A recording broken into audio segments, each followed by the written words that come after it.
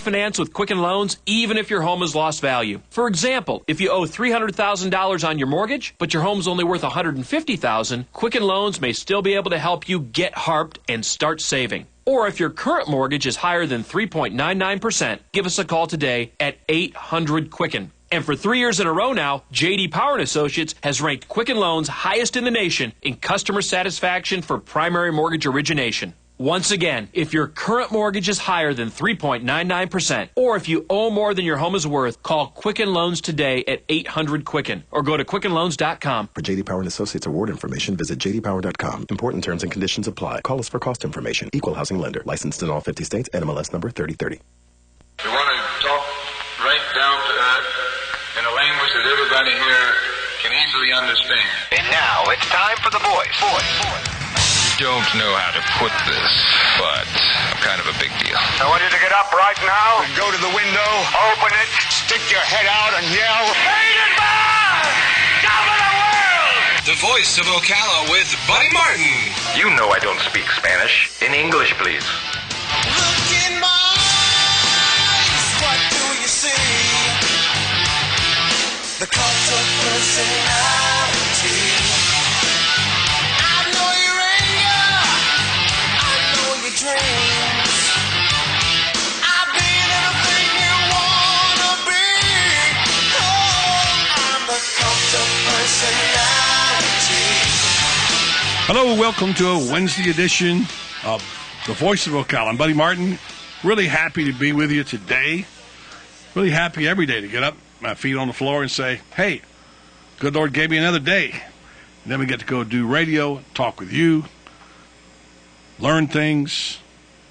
How good is that, man? That's a good life. I'm Buddy Martin, along with a staff of thousands, mainly, though, today, Tom Schmitz, J.J. LaSalva. I'm not sure if Sean is here today or not, but he is in the. I think I forgot him yesterday. Did I forget him yesterday? No, I you said okay. Sean too. Down goes Frazier. Anyway, it's great to be with you. You know, this is getting close to summer. I mean, what do we got? 3 weeks? No, Memorial Day was Monday, so summer's here. No, Don't official, care what the calendar says. It's official days of summer. You're right. It's pre-summer. There's no question about it. We've gone right from winter to summer in here. We had a brief respite a couple of weeks, but anyway, there's good stuff and there's bad stuff about summer. But the best way to get through summer is embrace it. You know it's going to be hot. You know you're going to have to stay out of the sun a lot. You know you're going to have to find cool spots to be and cool things to do. And let's face it, we're all in this together. So let's not complain about it. Let's approach the summer with a good attitude. And we'll talk about it better a little later today about how can we do that. Maybe we'll help you along the way here with a few ideas we got on the show, which we, as we speak, are still tweaking. Always love to have ideas from you. We love having input from you.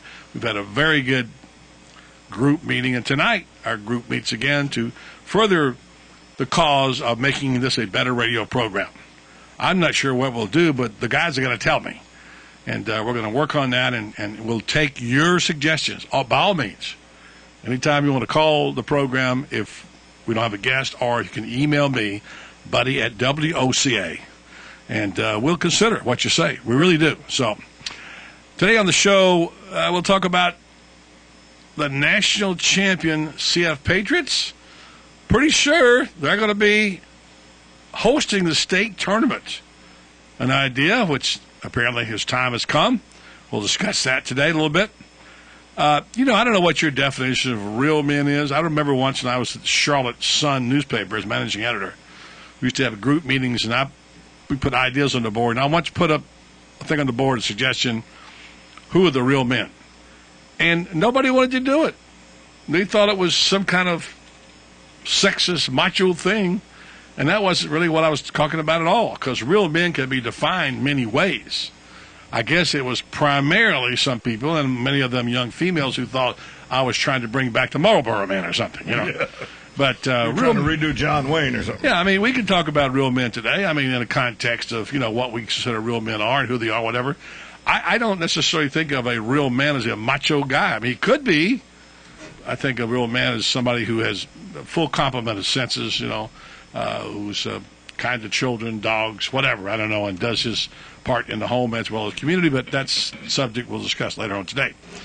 Speaking of new, I'll tell you about Ron Zook's new job. I'm going to break it here I'm going to actually break it here on the air, despite the fact that probably the person whose boss is not going to be happy with me about it.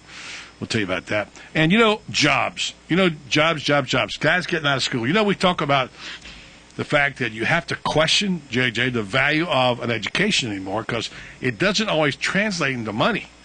They're telling you now, think twice before you go into law because some lawyers can't get work. So, and you're going to be in school for a long time. And it costs a lot of money. Yeah. And so, as you're looking at your career, JJ, and you got 2 more years to go in college, you have to think, how am I going to translate this into cash and a job, whatever, and what will I do in my career? See, I don't even think about that. I'm just thinking, I know that if I have a degree, I'm going to have something over people that don't. And it's so tough to get a job right now that that's really the only thing I can do is to get a degree to help myself It's look a competitive better. advantage. Yeah. Your competitive advantage. And, there are But other... I don't think necessarily everything I learn in school is helping me, become what I want to be. What I do every day teaches me more than anything I could learn in school. It's a credential that you have in your quiver, as they say. Right. But for you, life experience is going to be just as valuable. Right. What you learn on this radio show coming up on 2 years is not just radio. No. Hopefully you've learned a lot of other things besides radio. And that's what you will take with you to your next career. And I have a saying I tell my son all the time, and he says, Dad, you're right. Everything you do at some point comes into play in your career and your life. You may not know that when you're digging ditches, but it does. Everything you do comes into play somewhere in your life later on. And you're a sum total of your experiences, and that experience is who you are professionally. So you'll take something from the show. Now, the question is, where do you go next? I'm going to give you a list of the majors, 10 worst paying majors, okay, with average starting salaries. Can't wait to hear this. Got a list on that for you, too, as well. My major is one of them. I don't know. I can't tell you. I'm not going to just, that's a tease. I can't give you the answer here. I don't know what the answer is, but I'm almost positive what I got a 4-year degree is probably on that list. Well, maybe not. And then there's a part of nobility, too, which we all have to understand. We do something for the universe, right? Today we're going to talk about some things that could make our summer better. Summer reads, books. What do you got? I've got a couple I'm working on. What about travel? What are your travel plans for the summer? What's your dream trip? How do you stay cool? What kind of food can you eat to kind of keep you cool? Just little tidbits, and we're always open to your suggestions. We'd love to hear from you and on that particular thing. So that's what's happening as we set the table for the show today. We'll come back. We'll tell you about CF probably hosting the state men's and women's basketball tournaments. A little background started on this show. We'll tell you about that. And coming up today on the Sports Hour, we're going to have Franz Beard in the studio. Franz will come in. We're going to talk about some of the things we discussed yesterday. Very interesting around the water cooler discussion on football attendance.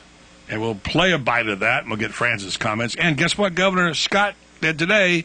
He signed the bill we've been talking about on this show. We'll tell you about that, too, coming up next, right here on the Voice of Ocala after this timeout on 1370 AM, 96.3 FM, streaming live at WOCA.com. The Source. This reprise of Ask the Cops is proudly brought to you by Daniel L. Hightower, PA lawyer, fighting for accident victim justice since 1976. A couple of weeks ago, I was involved in a minor car accident, and they said they were going to send out highway patrol. And I was wondering if this was like the new philosophy of the Sheriff's Department to keep the boots on the ground and keep our sheriffs out there trying to solve these crimes rather than these minor traffic accidents. Yes, ma'am, I totally agree with that. We don't investigate accidents, vehicle accidents in the county, so now we will respond if there's a traffic situation where we need someone there to take care of traffic until Florida Highway Patrol can respond. But we don't investigate traffic accidents, so and if it's not serious in nature, then we probably just have the cars pull off to the side, and then you would wait for Florida Highway Patrol to show up to work the case. Since 1976, Daniel L. Hightower, a lawyer, has been fighting for accident victim justice in North Central Florida and statewide. He believes everyone in America should follow the rules, including the insurance companies. He and his firm have experience fighting for victims of personal injury, wrongful death, workers' compensation, and Social Security disability, as well as serving those in need of help with bankruptcy, simple wills, and estate plans. The mission at the law offices of Daniel L. Hightower, PA, is to represent deserving clients and recover the maximum benefits they are entitled to by law in a timely manner. In personal injury and workers' compensation cases, there are no fees or costs unless a recovery is made. The law office of Daniel L. Hightower is located at 7 East Silver Springs Boulevard, Suite 300. For your free consultation, call 352-629-7777 or 1-888-LAW-1976 and visit danhightower.com for more information. Daniel L. Hightower, PA lawyer, fighting for accident victim justice, and the proud sponsor of Ask the Cops. If you need a sign or a banner for your yard or your business or your campaign, I'd recommend you go to Signs Unlimited at 318 South Magnolia in Ocala. Screen printing, embroidery, digital graphics. Do what I did when we needed signs for the Save the Marion Theater Group. Go see Vic Buttermore at Signs Unlimited if you want quality work with a fast turnaround from somebody who is deeply committed to his community and always ready to assist you. There's a reason Vic's slogan is, "It's our business to make your business better." Sign up for Signs Unlimited. Call 732-7341 today. WOCA. If you want to avoid getting ripped off and put more money in your pocket, then join me, Clark Howard, every weeknight at 6, right here on WOCA, The Source. This is Don with ABC Frederick's Appliance. Here's my daughter, Lena. And hey, everybody, it's Lena. You need to come down to ABC Frederick's Appliance on County Road 25, just over the railroad tracks in Bellevue, where you are treated right with the right products, like Whirlpool, Maytag, Crosley, and Speed Queen. These are the new ones. Don't forget, we also carry used appliances that we warranty. ABC Frederick's Appliance does repairs, too. Call us at 629-5181. ABC Frederick's Appliance on County Road 25, just over the railroad tracks in Bellevue. It's at 629-5181. Hi, I'm Russ with Climate Control Mechanical Services, and I want to invite you to tune in every Thursday at 10:30 a.m. to listen for tips and answers to the many questions you may have about your air conditioning and heating for your home or business. The Climate Control Show, every Thursday at 10:30 a.m. right here on WOCA, 1370 a.m. and 96.3 FM, The Source.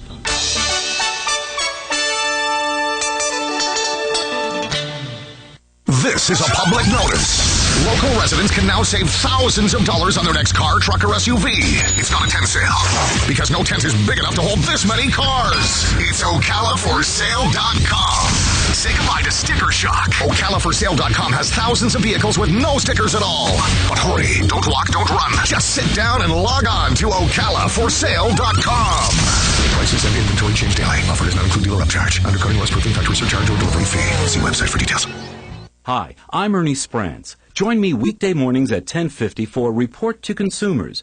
Consumer news you can use from your hometown station. News Talk 1370, WOCA.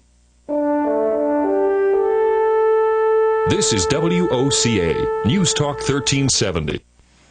This is Tom Schmitz live in the WOCA studios with this news break brought to you by Gateway Bank. Winn-Dixie Supermart chain owner Bilo Holdings has announced plans to buy Sweet Bay Supermarkets for $265 million in cash. As part of the deal, Brussels-based Tahali's Group will sell 72 Sweet Bay locations that were closed earlier, 72 Sweet Bay locations and 10 additional stores that were closed earlier this year. Despite a multi-million-dollar renovation, Tampa Bay Sweet Bay has struggled in recent years against Publix. The Sweet Bays in Marion County affected are on US 441 North, US 301 in Bellevue, and North William Street in Dunellen. This news update was brought to you by Gateway Bank, your new old-fashioned bank. Join Buddy every Friday for Community Gazette Day at Gateway Bank.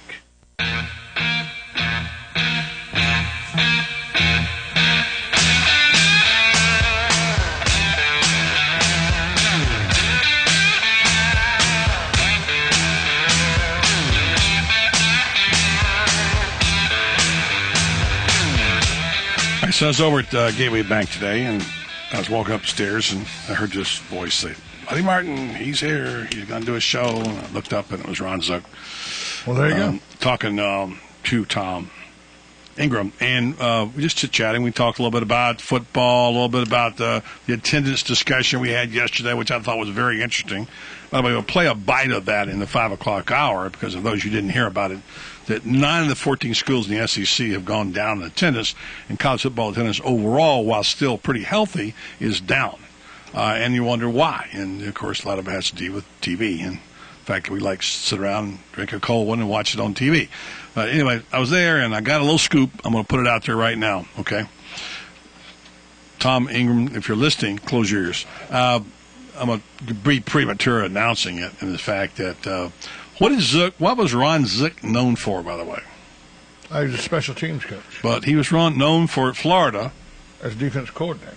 Head coach. Known, though, for recruiting. That was his big ticket. Big recruiter, yeah. He had a big part in Urban's championship, without question. Talked Sexy Rexy into staying when Grossman said he was out the door. Yeah, and, of course, it's 2016, which were mostly Zook players. The 2008 team mostly gone. But I know Ron would like to have had a chance to coach those kids because he has some great candidates, as we found out, went to the NFL. Anyway, I don't think Ron's going to be coaching. I'm getting a feeling that Ron's just kind of like laying back, kicking back at Lake Weir and enjoying life. He likes the TV gig. His wife likes it being at Lake, and I don't think she wants him to coach. Now, I'm just guessing. I don't know anything specifically. Let me just say this. I got a little scooper for you there. I got a feeling that a certain bank is getting ready to hire Coach Zook to sort of be a business recruiter. Well, he's pretty good at recruiting. So I don't repeat that because I didn't really say that because that's not supposed to be pretty good at recruiting. Pretty good at recruiting. Yeah. So we may be seeing his face on TV and who knows what else soon. So for Regions Bank. No. No, that would be Gateway Bank, our sponsor. In fact, it used to be our sponsors, but just now they just canceled it. Just canceled. Hey, just kidding, Tom. Speaking of something that a scoop on. Mm-hmm. Ocala.com has kind of a scoop on this CF basketball getting the state championship. But let's be honest, you and I went to a meeting that got that ball rolling. Actually, I think it got rolling on the front porch of Mark's the day we asked the question. And we're not taking credit for it, but we're just saying, what would it be your idea of the perfect scenario? And what did he say? He said, to win the state championship on my home court. Correct. Now, this is before he won the national championship in Kansas, right, which I'm sure he'd rather have, but nonetheless, that was his dream. And what would he say? Well, how do we do that? He said, we got to get the state championship here. And we got to get people together. So we made a kind of a feeble attempt to get people together, went to a meeting out there, and then credit to Bob Zielinski, the athletic director, he picked it up and ran with it. And now, you'll see in today's Star Banner, tomorrow's Star Banner, Ocala.com, that they think they got it nailed down. And that Chipola College, which has been the host the past 18 years, if this whole thing is approved by the Florida College System Activities Association, then next March, CF will be hosting the state tournament right here on the grounds of the college. Well, my only problem, and I don't have a problem, I'll be there, and hopefully we'll have a major part in maybe broadcasting that tournament and everything, but my only thing is, Chipola seats 4,000, CF seats 900. Yeah, and I don't know how that will be worked out, but obviously Bob Zielinski's got a plan he hasn't told us about. So we'll have to get him on. There may not be more than 950 people that go to these states. Well, I mean, you can add seats, too. Right. I'm pretty sure you can add seats. If you want to put 300 or 400 seats in there, you can add seats. And then how many of those games sell out, I'm not sure. But obviously that's not a problem because one of the keys is that Ocala stepped up, which Ocala does in cases. And I'm glad somebody caught the vision. Because if we're ever going to be a real moving city, we've got to have those kinds of events. We're never going to get a World Series here, okay, or a Super Bowl here, or a PGA Tour event here. But these are the kind of things we can do and do well, and we've got a great place to do it. And we've got opportunity. We've got geography on our side, and we've got a sports-minded community. So apparently money was put up. CS Foundation and Ocala, Marion County Visitors and Convention Bureau put together a $20 million bid up front to get the men and women's tournaments. So this looks like this is going to be the winning bid. The the women's is split right now, 7-7 between CF and Northwest Florida State. But, it may just be to say, well, we're having one tournament in Ocala. Why don't we have the women's? Because it's not probably financially, smart to split them up. But anyway, so Bob Zielinski, congratulations. Bob's in his 15th year. He said, as we have said the whole time, what did we say the number one thing was for CF right now? We said we talked about that day on the front porch at Mark's with Coach Ryan. What did we say? Get engaged. Geography. Oh, you mean geography? Ocala. Yeah. Would you rather come to Mariana or Ocala? Ocala. Well, like Coach Ryan said, you remember he said this on the porch. He said, buddy, the problem with Chipola for me is sometimes we had our team meals at a Waffle House because the scheduling of games and all, the only thing open was the Waffle House, so we'd actually have to have our right there next to the interstate. The Waffle House had to be where our team meals would be. I'm pretty sure the Waffle House, don't get me wrong, big fan, Tom Schmitz, of the Waffle House. I'm going to say you love those kind of meetings. I love the Waffle House, but not really where you want to have a team meal at. Yeah. So that's a good thing. This is what we need, folks. It would be great if we end up getting the Yankees Farm Club. That's going to be a little tougher because it involves building a stadium. But we have a facility, and we need in this community to be movers and shakers, and we've got to do things like this to make a difference, to give our city a little vitality. So let's hope that idea that day on Front Porch of Mark took seed, and let's hope it comes to fruition. And it looks like it's just the last. We'll know today. There's a meeting in Tampa, so maybe we should call Bob Zielinski and let him know to call us when he hears for sure. See what I'm doing? You're probably Googling. I'm patting myself on the back. Oh, okay. Did you do this? I was part of the front porch that day. Okay. So without me, it wouldn't have happened. I'm patting myself on the back. And that about you? You love you some you, don't you? I do love me some me. So, anyway, that's a good thing. Good thing. Good job to CF, and good job if this goes through to Coach Ryan staying after trying to achieve his dream. And maybe they'll entice JJ out for a game. That'd be really something. JJ may actually attend the game. Yeah, but I don't know. I wouldn't count on it. All right, so today I got a call from Scott Lovell. Said, come over to party time. Scott, we'd like to meet you to meet somebody, and let's have a conversation. I have no idea what it is. Her name is Susan Gilliland. And so I go over there to meet Mrs. Gilliland. And we have a conversation, and she takes out this folder, which I meant to bring. It's in the car, and rolls out a picture of the new Symphony Hall. Well, there you go. And she is one of the team members trying to get the word out there to people about this project. I've learned some things about the financing. I believe it's a $2.25 million project, and it keeps the facade of the old auditorium. Now, why is that important? Because that's Ocala history. When I was in school, and people before me, we went to that place many times. We had graduations, proms there. We also had Wednesday night dances there. Right. And, same reason the bricks should be uncovered downtown. Well, I wasn't back when they put the bricks in, but I mean, I can tell you the auditorium for sure. Anyway, so what they did was they kept just the facade in this drawing, just the front. That's all. No rooms. It looks somewhat like the front, but on the side, there's the coolest thing. And of course, there's an auditorium inside. There's a Founders Club, whatever. And on the outside, there's this bandstand attached to the building. And shows people sitting in the grass at Tuscaloosa and for a have concert. An outdoor You got concert. it. You got it. Wow. So that looks very cool. I don't know. I think they're probably struggling a bit on the money right now. So if you want to step up and write a check for a meal, they'll take it over there. Just get in touch with Susan. I mean, I can write them a check. It won't be any good. Yeah. You don't want. I think she wants one that actually doesn't bounce. But okay. So as we offer these microphones to Susan, if you'd like, or somebody you wants to come forward and talk about this and educate us, because what do? We try to learn more about this, and and if folks can donate, great. But certainly it's something that I think would be another one of those things, again, that's a plus for our city, to have a good facility where you can have great music, not just for the symphony orchestra, but other concerts. And they'll also use it for a cultural arts building. And they'll have teaching, they'll teach music in there, and they'll do other things. Anyway, that's what I did. Me, I'm a meetings guy, so I went there. Okay, what's the story that we heard about the event you went to? When you were hosting the Republicans, you're the darling of the Republicans these days, in your monkey suit up there, hosting Hilton. I didn't know I was the darling of the Republicans, but okay. You seem to be very popular. All the pictures I saw of you smiling and whatever, and people, making a big deal out of, you were a big deal.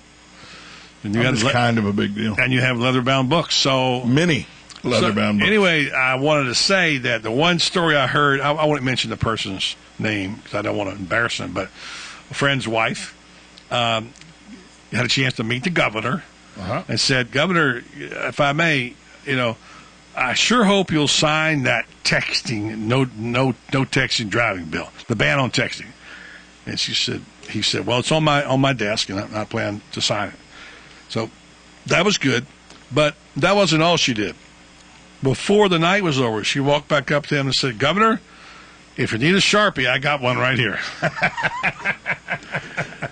He said he had some, and apparently he did because today he signed that bill. Law signed by Governor Scott bans manual texting. Now, I guess that leaves open the vocal if you can do that. So I'm still good because I put my headset on and do my vocal. Probably. I'm good. Well, I won't have to bail you out of jail. But, it's a no-text ban. It's $30 if you get caught. And that's a secondary violation. So what's that mean? Does that mean they have to pull you over for something else first? I didn't read that. I just seen the penalties are light, amounting to $30 court costs for a first offense, $60 for a second offense. The ban goes into effect October 1st. It makes, a secondary offense, meaning a driver would have to be pulled over. So it's kind of like click a ticket. No, now you can be pulled over for not wearing your seatbelt. You can? But when it first passed, you were right. Mm-hmm. You had to be pulled over for something else, and then they wrote you a seatbelt violation. But now they can just pull you over for a seatbelt violation. Yeah. You ever watch David Letterman? I watch Letterman all the time. You always know the three guys in the band who always raise their hands? Always. Okay. Let's just say, if you have texted and driven, raise your hand. There's three guys in the band, three of us right there. So, sure, we're guilty of that. And, of course, why do we do it? We're stupid. Why do we do it? I try to be a red light texter, buddy. Oh, red light texter. Well, you're not texting and driving then. You're just texting in the car. Not. Since I got I don't believe you, JJ, but go ahead. Well, because I'm lying. Yeah. Since I got my new phone about 10 months ago, though, and it had a very good. I got the very good app for talk to text. Yeah. I talk to text more than I do anything else. What does he have to say? Oh, I'm sorry. You thought you mean talk to text. You can do that. That's for sure. I went and bought a headset and everything. All right. Let's be thinking about this. The real traits of the 7 traits of real men. I'm going to get up. A real man just walked in. So you better get out of the way because a real man you got to do the news first. And then we'll have a real man who dresses like a real man. The mayor of Ocala, Kent Gwynn, next right here on the Voice of Ocala. 1370 AM, 96.3 FM, streaming live at WOCA.com. The Source. Hi, this is Buddy Martin for Renstar Medical Research. Every day we hear another story about innovation or about the cutting edge of technology taking place right here in Ocala. The power plant, IHMC, Ocala 489. But did you know that important medical research is also being conducted here that will impact hundreds of thousands of people in the country someday? Maybe you've heard the name Renstar, but like so many others, perhaps you didn't realize Renstar Medical Research is one of the top facilities of its kind anywhere in the U.S. There are important studies being conducted by a highly qualified team of medical experts at Renstar, impacting decisions of major pharmaceutical companies and bringing new drugs to market. And you can be a part of these studies, as so many local people are right now. Renstar has conducted more than 500 studies since its inception and would like to extend an opportunity to you to be a part of these. Call 877-629-5800 or 352-629-5800 if you'd like to know more. Renstar Medical Research, locally owned and operated in beautiful downtown Ocala. Renstar, seeking tomorrow's answers to the health questions of today. Like a good neighbor, State Farm is there. And so is State Farm agent Angie Lewis, working hard to serve her community as a citizen and insurance agent. Angie wants to help you as you adjust your insurance needs to your life. From everything to helping educate your teen driver to protecting your family against everyday risk. She wants to change the way you perceive insurance by developing relationships with her clients, which is why Angie and her staff are proud to be a part of so many good causes in Ocala. In turn, she has chosen to single out those who step up as leaders. Each month on the Voice of Ocala, Angie spotlights a good neighbor, saluting those who give exceptional service or do random acts of kindness to others. For this, Angie was written up in State Farm's national magazine. Angie also supports local businesses with a regular Biz Buzz. The Angie Lewis State Farm Agency is located at 1122 Northeast 36th Avenue, where visitors are always welcome and the coffee pot is always on. Call your good neighbor's State Farm agent today, Angie Lewis, at 294-2444. WOCA, Ocala. On the next AM Ocala Live, Robin and I will be speaking to Sean Mesherer. He's a spiritual teacher and a New Thought minister. He's a contributor to CBS News, the Huffington Post, and Ask Men, and he's coming on to speak about his book, The Bliss Experiment, 28 Days to Personal Transformation. Open for debate, where both sides of one issue will be debated. And then Hank Whittier will be on the air bringing you veterans news as he does each and every Thursday. Robert Franklin is an attorney and a spokesman for the Center for Prosecutor Integrity. He's going to be speaking about their new report that deals with the many forms of malfeasance in our justice system. And then the guys from Climate Control Mechanical Services will be on the air answering your questions about your air conditioners and your air handlers. They'll tell you how to keep you cool and your air clean. Dr. J.S.G. Rao is a board-certified radiation oncologist. He'll be speaking about the Florida Regional Cancer Centers. All of that plus Fun with Joe on the next AM Ocala Live right here on The Source, WOCA 96.3 FM. 1370 AM. Legally Yours, brought to you by Fuller & Fuller Attorneys at Law. On the air every Wednesday morning at 10:30 a.m. with John Fuller, a board-certified civil trial lawyer for over 25 years. John welcomes your questions, from business to complex family matters to legal disputes. So tune in every Wednesday morning at 10:30 a.m. for Legally Yours with John Fuller, right here on WOCA 1370 AM and 96.3 FM, The Source. Gene Powell Pasture Mowing. Our tractor services include bush hog, disking, front-end loader, box blade, and stump grinding. We also have zero-turn mowers for the smaller paddocks, aisleways, fence rows, and lawn care. Fence row spraying is also available for weed control. We are licensed and insured. Gene Powell Pasture Mowing, 352-629-2440, or online at powellgene, Gene, at yahoo.com. Gene Powell Pasture Mowing. You've got a garden, and we've got a show for you called You've Got a Garden with your host, Master Gardener Carol Ann Baldwin. Carol Ann answers your questions about your flowers, your veggies, your grass, your trees, even questions about your bugs. And she's only on WOCA, so don't miss Carol Ann Baldwin and You've Got a Garden each Tuesday from 9 a.m. to 10 a.m. right here on WOCA The Source. Ocala Radio, WOCA.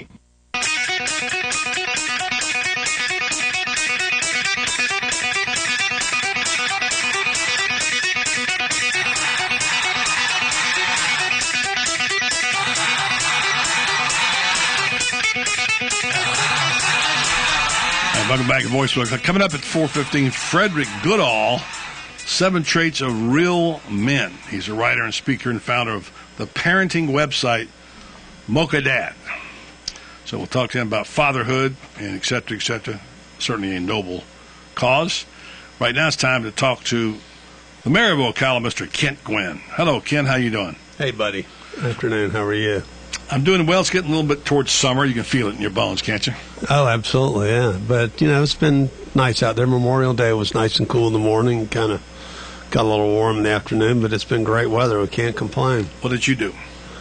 I went to the Veterans Park to that memorial event, and then went over to Highlands Memorial Park for that one. Went home, took a nap, got up, cooked some chicken, and cooked that on the grill. Do you think you'll look forward to the day when you don't have to go to those kind of things? Not that there's anything wrong with it. I know you love doing it, but I mean, you go everywhere. You don't have your life is not your own.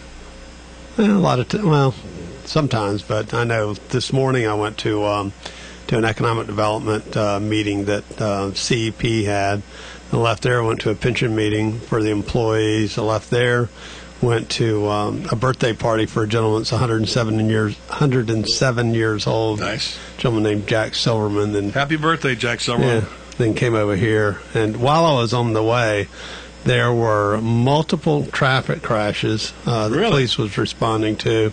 A sexual assault and a bank alarm went off while I was on my way. Other than that, nothing going on this afternoon? Nothing going on at the police department. So do you have the radio in your car? Yes. Okay. So well, I mean, it's a portable radio. I just turn it on and listen to it. Yeah. But it's just amazing. Yeah, it's just amazing all the activity that goes on during the course of the day. And the dispatchers are trying to route, everybody to the calls that they need to be at. And it's just, I mean, when it starts getting really busy, it just always gets real busy. Everything starts happening. Never fails. I still think there's something to the full moon deal, but anyway. It must be. We had it. It's kind of waning now, but for sure. Well, I had a visit earlier today with someone named Susan Gilliland. I think I talked about it earlier. She talked about a project you know about because the mayors, I guess there are 5 of you, although E.L. Foster was too ill to attend. You, obviously Randy Ewers, Craig. Gerald Ergel, Craig Curry, and you are the 4 who got together to sort of make a little noise for this new symphony hall, right? Right. What is that about? Well, we're the city auditorium has gone through a lot of things over the years. I know that Mayor Ewers had a blue ribbon committee, and they were trying to decide what to do with it, and they talked about saving it. They talked about cutting it in half one time and making open air facility with a band shell out beyond that.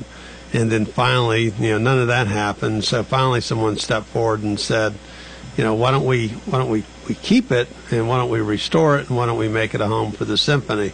So council, said, I think that we thought that was a good idea, and so that's what's in progress now. I know I've seen some drawings of what it's going to look like, and it's pretty fabulous. The drawing I saw had the old facade in the front. Right. That was all. Everything else was gone, yeah. at least in terms of the facade. The rest of it was all new. Right. And then they had a side band shell out on Tuscaloosa Park, and you showed people a virtual picture of people sitting in the grass and the bandstand there where you could go to concerts and sitting on the grass. Outside? Yeah. When was the last time you saw something? To this morning. Oh, really? And Okay. now, they also had a symphony, had a beautiful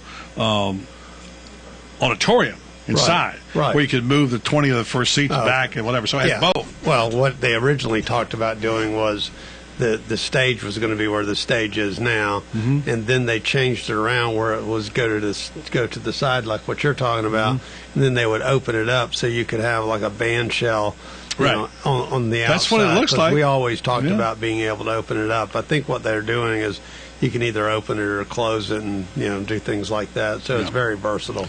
How realistic is that? I asked someone that the other night. We were at an event at Golden Ocala, and he said it's 100% sure that will happen. Well, they got about $1 million, I think, now. They need 2.25. There's a matching fund for $500,000 they need to get up by June 15th. So I think I'm right. And they have a title sponsor who's giving them increments for $750 of that, which is giving them $250 at a time or whatever. Right. So I guess one way or the other they're going to get there. I didn't know there were 2 funds until Susan explained to me that one was the symphony, which is you give money directly to the symphony for the hall, but there's also a community foundation headed up by Barbara Fitos and Frank Hennessy, who are asking for pledges, and then that money will filter down over to the symphony. So I'm not sure what bookkeeping on that. The community fund, I think I probably stand to be corrected, is an endowment fund where the interest off of that will be given out to different community organizations when they go and ask for it. The symphony is specific to the symphony, so if you want to give money to the symphony orchestra, they've got a 501c3. You can just simply write a check to them and donate money to them directly. I guess Kent Gwynn, Mayor of Ocala, we talked about what was realistic about a year ago regarding the possibility of CF, College of Central Florida, getting the state junior college basketball tournament, as it's still called junior college, although it's not junior college. And, one of the things that the coach, Tim Ryan, told us, we said, what is your dream? He says, to win the state championship on our home court. Only problem is Chipola's had it for 18 years, the event. And I said, how do we get that? And that conversation took place. Bob Zielinski, athletic director, was working on it during the time, and we actually went to a meeting where they talked about that. Now I read today, and I knew this was coming because I've talked to Ryan recently, is that they're right, they're 90% there. There's a meeting, I believe, today in Tampa where they'll know for sure that the next March they'll be hosting the state JUCO basketball tournament. How significant is that? Well, I think it's real significant. I think the fact that CF, won the national championship, I would think would kind of put them in the driver's seat to host the tournament. But it's significant that we have that type of or level of competition here. B, just all the people that will be in Ocala and come to town, and the exposure that we'll get is very meaningful just from the bed tax and just the money that will be spent here during that period of time is pretty significant. And you never know who's going to be here looking at your community. Maybe CEO of some company that thinks, wow, Ocala's a great place. Maybe I should look at it. So you don't know. I mean, but it's good for Ocala, and so I hope that they get it. These are big little events, or little big events, I think, which were necessary for us to grow as a city in stature. Right. And, so that's why I asked that question. Sure. This is going to happen. That's a good thing. That's a plus. The Symphony Hall, you're telling me they say it's a virtual ceremony. That's a plus. Right. We talk about all the other things going on downtown with Linear Park. Where that may happen in my lifetime. It may not. But these are things that are going to happen. And now we go to the next things, what might happen.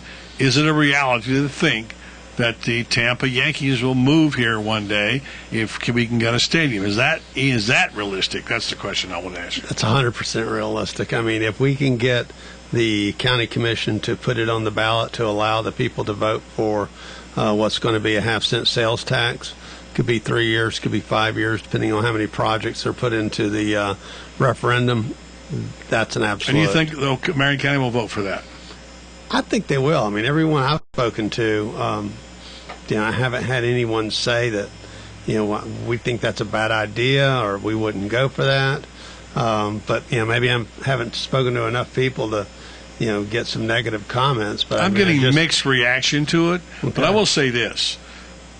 The economy's turning a little bit better all the time. Definitely. I think in a better economy, people will be more open to the idea. Right. But given the economy we've had 2 years ago, right. I don't see any way it would have happened. Just like the hospital situation. All right. Had no chance of passing. Well, and that's an ad valorem tax. This is a half-cent sales tax. Differences? I know. I understand. Difference. It's still tax. The dirty word, though, is TAX. I know, but I mean, it's a tax that, people here pay, but also people that don't live here pay it too when they come through here and spending money. But I think it'll happen. I think it would mean a lot to this community to have that type of facility here in Ocala. I think it speaks volumes about the type of community we are. I mean, it's the kind of community that we always wanted to be or knew we could be, when we grew up. And I think we're getting there. And I think there are enough people that have the confidence, in Ocala, to become that kind of city. When I ran for office as mayor, I mean, someone asked, "What do you think the biggest problem in Ocala is?" And I said, "We don't believe in ourselves." And that was true. I think that's changing. I think people believe that we can have those things like we're talking about. And it's taken time. I mean, I've lived here for 58 years, and I've seen it progress, but I think we're moving in that direction. It's a great point because I was talking to a person who's a salesman the other day, and he said, my biggest problem is I got to get my mind straight because I've got to believe 100% in my product or I cannot sell it. Right. You have a tag that says Seminoles on the back, but it says Ocala, O-C-A-L-A. Right. Not zero C-A-L-A, but Ocala, O-C-A-L-A. And you put it out there. Sure.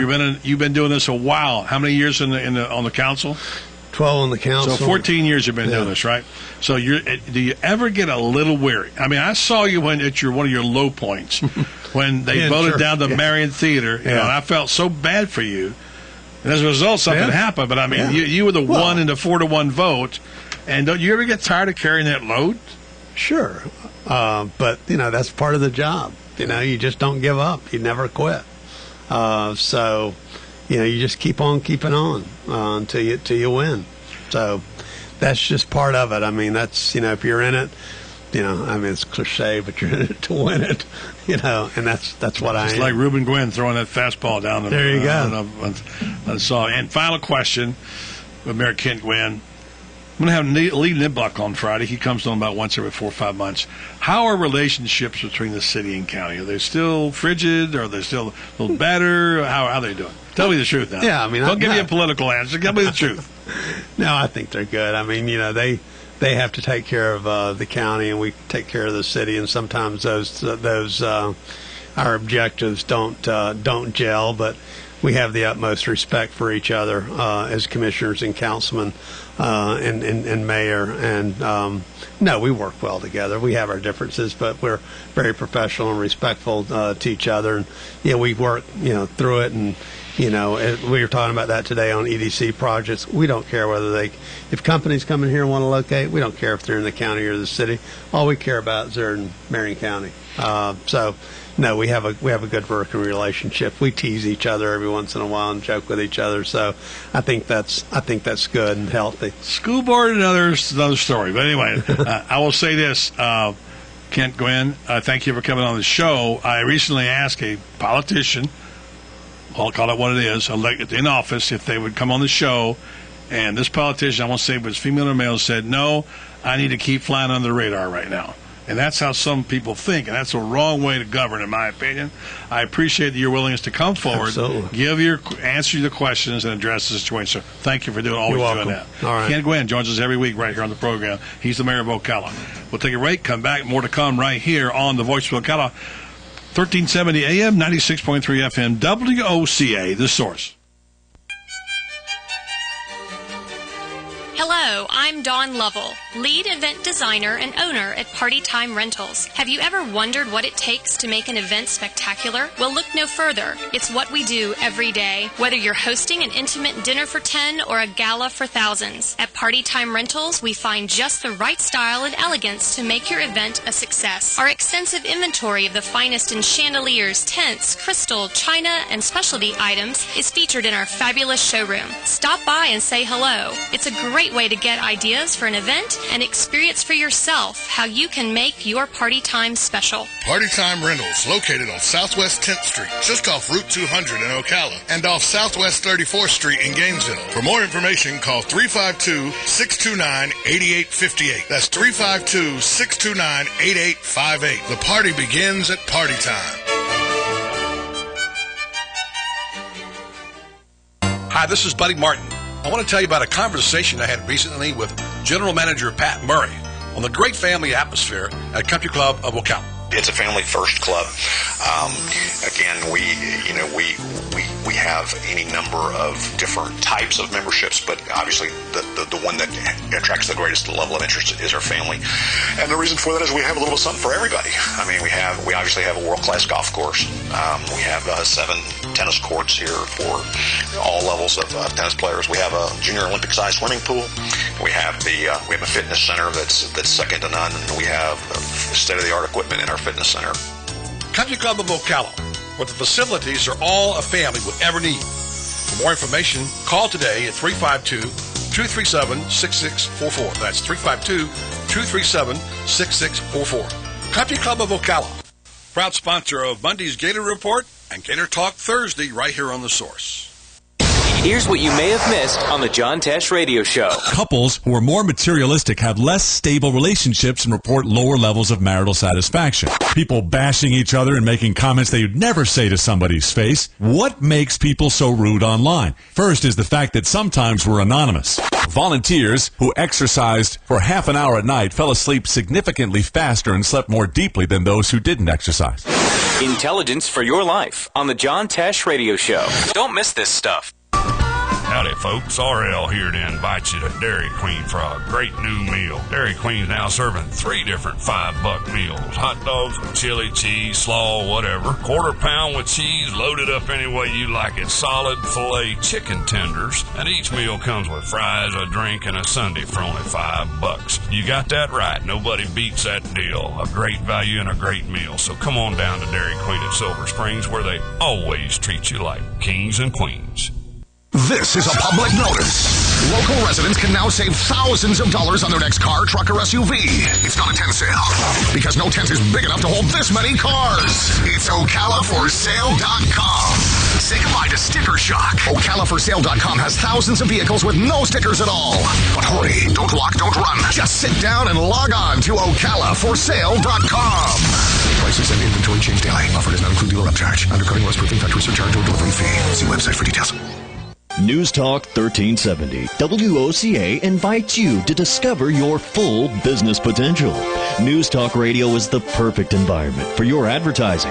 WOCA's News Talk format pinpoints information-hungry, better educated, high-income adults. So use us to talk to them. Call 732-8000. 732-8000. We're Ocala News Talk Radio. News Talk 1370 WOCA.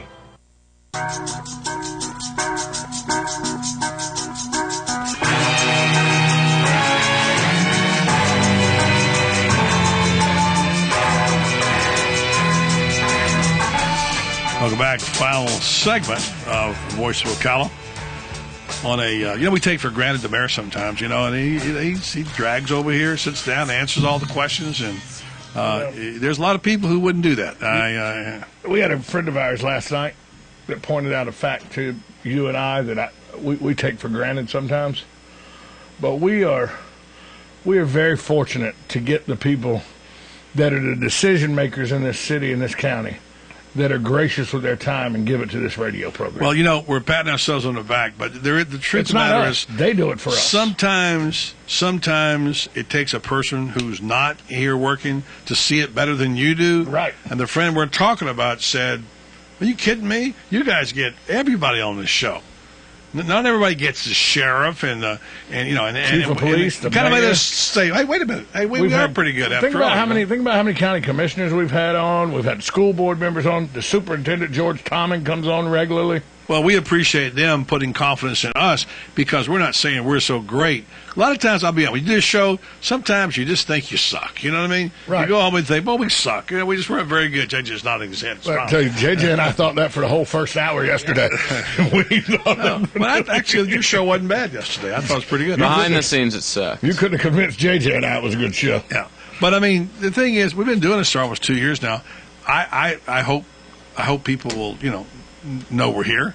Let's face it, we don't have a big campaign, paid fund, promotional fund to be able to tell people what we're doing. They have to find us by accident. We're not riding around in a big van like one of these big wacky FM stations that go broadcast in parking lots. We're just a little radio show. We try. We on a family-owned radio station. Yeah, we say we got how many listeners now? 30, 35? No, we're up to after the Republic. I know for a fact you got three more confirmed listeners for the Republican event. JJ, is that true? Or is he just? I have no idea. Well, I thought you were counting, JJ. I'm counting online watchers because that's the only number that's official. So we're over 30. Oh, yeah. Okay. Definitely. So that's good. Well, if we got 30, it's nice to have 30 people that listen to you. And they listen only occasionally. So we got one. We're kidding, of course, folks. We do have more than 30. But we have 2 listeners that we know listen all the time. Yeah, Linda. Our buddy Alex.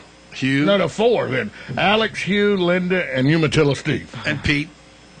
On Tuesday. Pete listens on Tuesday's trivia. Yeah. But the Umatilla's out there listening right now. It'd be interesting to see sometime to ask people to vote on their favorite segments. We should do that one. Just like, okay, what do you like? You like Trivia Tom? You like JJ's Corner Kick? That's tomorrow, isn't it? No, I like Trivia Tom. Well, that's surprising.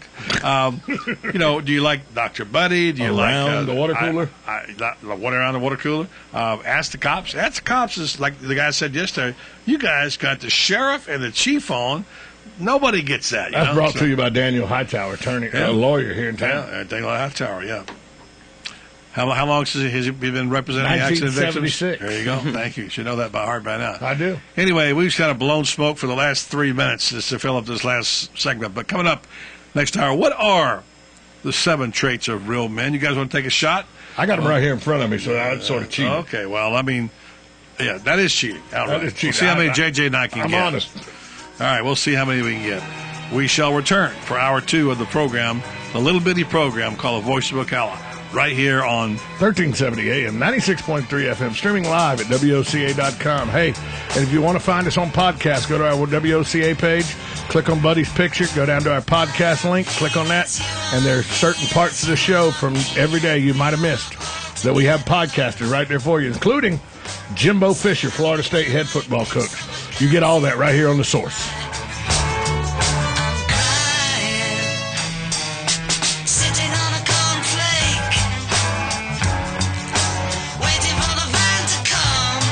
requires bank approval. Vehicle purchase processed with fixed rate allowance. Mayday! Mayday! Our buyer blew it. He ordered 38 cars instead of 8. And now we have got way too much inventory. Hey, this is Chris Spears from Prestige Auto Sales. I've got to sell these 30 cars extra fast. I'm going spastic, so I've got to do something drastic. Qualified buyers with $5 down can drive a nicer, newer car today. Who knew $5 could get you a nicer, newer car? Well, it can, because I'm in a jam.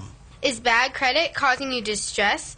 My For the People credit approval process just may save the day. Get approved for a nicer, newer car you'll love. Mayday! Mayday! Get down to Prestige Auto Sales right away. The Mayday Madness ends after we've cleared 37 cars. My name is Chris Spears, and I'm a dealer for the people. Visit Prestige Auto Sales or call 694-1234. See you at Prestige. Hi, I'm Lisa Midget with Kinetic Motion Fitness, Ocala's premier small group and personal training fitness studio. Did you know you can achieve all your fitness goals, whether that's losing weight, getting fit, or training for a personal best, all with no membership fees? Have you ever been embarrassed or intimidated at a big gym because you're not a Greek god or a size 0 supermodel? Have you ever felt like your gym would rather you not even show up? At KMF, we have a team approach that focuses on small classes and personal training, and you'll feel like family, not just another number. No more boring treadmills or endless reps. Our classes are fun, energetic, and get you the results you want. And I should know, with the help of our great trainers, I lost over 100 pounds in 8 jean sizes, and I did it using no heavy equipment and no magic pills. Just fun and effective workouts. And yes, I did say fun. Come join us at KMF. Visit our website at kmfocala.com or like us on Facebook. Again, that was kmfocala.com. Hi, I'm Tom Ingram, CEO of Gateway Bank, inviting you to drop by our main office on Silver Springs Boulevard every Friday from 3 to 6 p.m. for the Community Gazette, a 3-hour show focusing on our favorite community to live and work, Ocala, Marion County. Come join us with the voice of Ocala, Buddy Martin, in the new old-fashioned bank radio studio as we discuss a variety of interesting topics on the Community Gazette on WOCA The Source. This is Wendy and Will of Dex Imaging. By now, you might be tired of hearing us talk about Dex. So instead of us telling you how much Dex can save you on your copier costs and how we can help your office be more efficient, we thought we'd let Judy tell you. Hi, I'm Judy, the office manager of Graper Facial Institute here in Gainesville. We operate 8 medical offices, so I was looking for a document management system that would copy, scan, print, and share documents among all of our locations, but something that was within our budget. Dex Imaging recommended a Kyocera with their Index solution. It's been amazing. This machine does everything we need it to, including a direct scan into our current electronic medical record software. Dex even trained us on how to use it. Dex has been a tremendous help in making our practice and my job more efficient. Thanks, Judy. And remember, call Dex Imaging today for a free workflow analysis to find out how you can save 20 to 30% on your copying and document management needs, just like Graper Facial Institute. Dex Imaging, 352-224-1816. That's 224-1816. Hey, I'm Gary. And I'm Eric. Did you know that Red Eye Radio is on WOCA The Source every night from 2 to 6 a.m. and it's live? That's right. No tape shows here. We know that the news doesn't sleep. And neither do we. So we're here with you live from 2 till 6 a.m. every weekday. Call us 866-90-RED-EYE. So join me, Gary McNamara. And me, Eric Harley, every weeknight to discuss the latest in news and entertainment. Right here on WOCA The Source.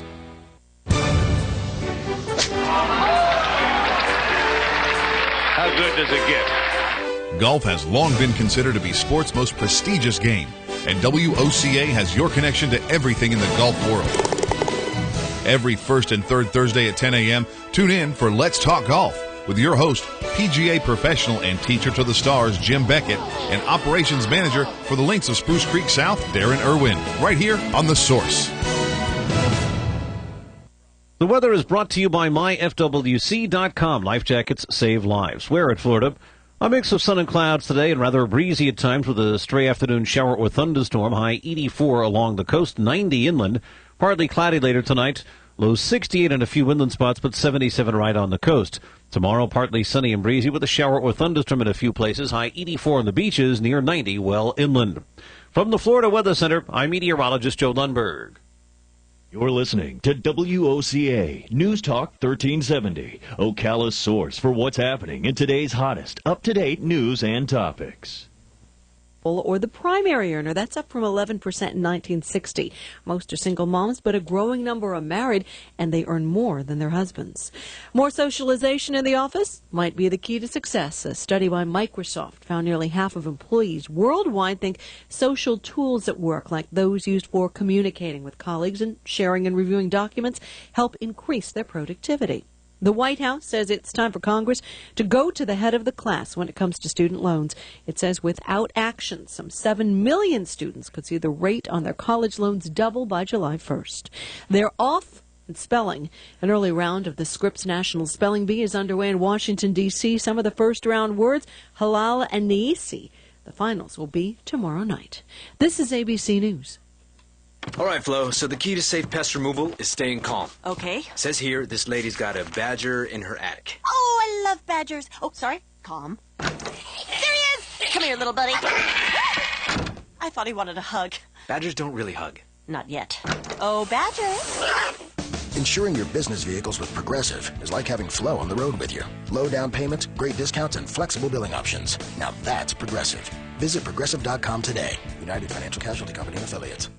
I know my business, but I don't know much about creating a website. Who has the time to create their own website? I always thought a website would cost a lot of money. Then I discovered Wix.com. Wix.com was the perfect solution. It's so easy. You choose a beautiful design, write what you want to say, and move your images where you want them. No coding, no confusion. And the best part is that Wix.com is absolutely free. No matter what size your business, people don't take you seriously unless you have a professional-looking website. Create your own stunning website for free at Wix.com. That's Wix.com.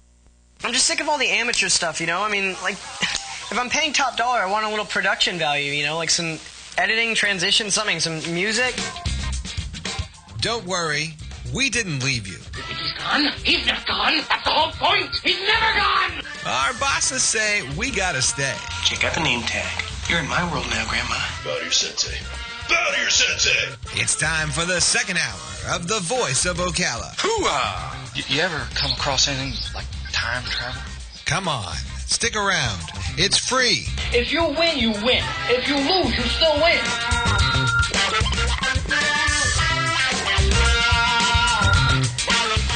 4 o'clock's that time of day when you need a cup of coffee sometimes, you know. So, by the way, looking at my OMG facts today, FACTS, one of the most abused drugs we have in our society is caffeine. Caffeine. Yeah, without a doubt. Remember, I kicked a 10-bottle-a-day Mountain Dew and 6 Red Bulls a day when Lori did my 90-day Clinton. When I did my 90-day Clinton. I do, and also, well, she's usually right about those things. And remember how ornery I was for about a week? Still are, by the way, but not quite so much.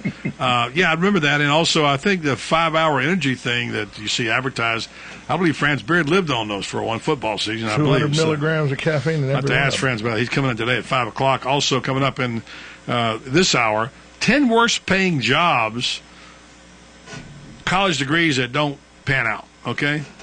And this story is about low pay and high unemployment and people who go into studies, according to Forbes magazine, and the jobs don't pay off. 10 worst paying majors is called. I bet mine's on there. No. You'd be surprised. Be surprised. I'll give you the list. You make the choice. Also on Sports Hour, I'll be talking about last night's Heat loss. How about that, guys? How about that? I was wrong. I thought the Heat, they looked like a different team last night. I'll save my comments, but they looked horrible, man. They did. LeBron's having to carry the load a little bit too much. And they couldn't throw it in the ocean. No, without Dwayne Wade, LeBron's going to have to carry. If they're going to win the title, LeBron's going to have to win the title. Well, they're really behind in one stat, which I'm going to hold off for the 5 o'clock. One staff they're getting clobbered in. That's got to change, or they could be in danger. Now they go back to work tomorrow night in Miami. I think they'll got a chance to go up 3-2 because the stats show that if you win this game, Game 5, it's 83% of the time you win the championship. So what are they lagging behind? Punching Joey Crawford in the face? Well, there were some strange calls last night. You never see LeBron ever foul out. I know. Twice, first time since last year in the playoffs. Yeah. And he had one foul in the first in the game 3, and then he had 6. Well, he had 5, and then they called us. Well, let's save it to sports. We'll talk about it then. I'm interested in 7 traits of real men. Now, I'm not going to cheat like somebody did here. I'm looking up. And, I'm thinking about, JJ, you know some real men in your lifetime that you could look up to, and your dad, whoever else. Usually it's your father, but there are other people. Give me one thing you look up to a person you think as a man, you think because Great of his family. manhood. Great family. That's a good one. That's my number one. That's a good one. If they can, obviously they had to have been a great man if they can raise a great family. Right. Okay, So. that's a very good one. It's on. I just took a shot here. I don't know if there's on it. I got that on. I got the commitment to friends and family. That's what I've got on mine. On this, I got one called accountability. Huh. Don't tell me what's on there. Now. I don't want to know. I don't think I'll have any of them. I'm just giving you mine. Been hit. Yeah, I'm giving you mine. Integrity, honesty to me is really big. Can I tell you something? Don't give me the list. Oh, okay, you don't want me to give you the list? No, I don't want. I'm giving you my list. All right. Then we'll talk about it. We'll get our guest on, but I'll tell him how many I got. This probably, I know it's not on there, but it's important to me. Sense of community. I think that's really important. Your responsibility to those around you in your community. Then, a willingness to admit mistakes. That is a big one, I think. And then, this is probably as big as any of them. Courage. Courage. It takes courage sometimes to make choices that you run the risk of losing them. You talked about that yesterday. It would Dunwoody, Mr. Dunwoody. Yeah, Mac Dunwoody is a good example. He made a really bold decision. Lost friends. Lost a lot of friends because he believed that what was happening with the segregation in our schools in 1968 was wrong. And some people believed it was wrong, but didn't really want to do much about it, And although there's a lot there we don't know. Bottom line is that Mac imperiled friendships and his credibility by making the decision to do that, and that's courage.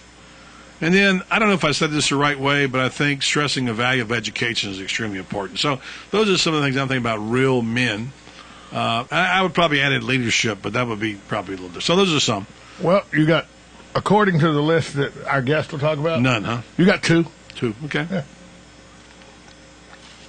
Maybe we know different real men. You got 2. Well, I think that all the traits you said, though, would fall as subheadings under the Well, 7. I'm sure that honesty will be. I guarantee you one of them, the willingness to admit mistakes, it comes out another category.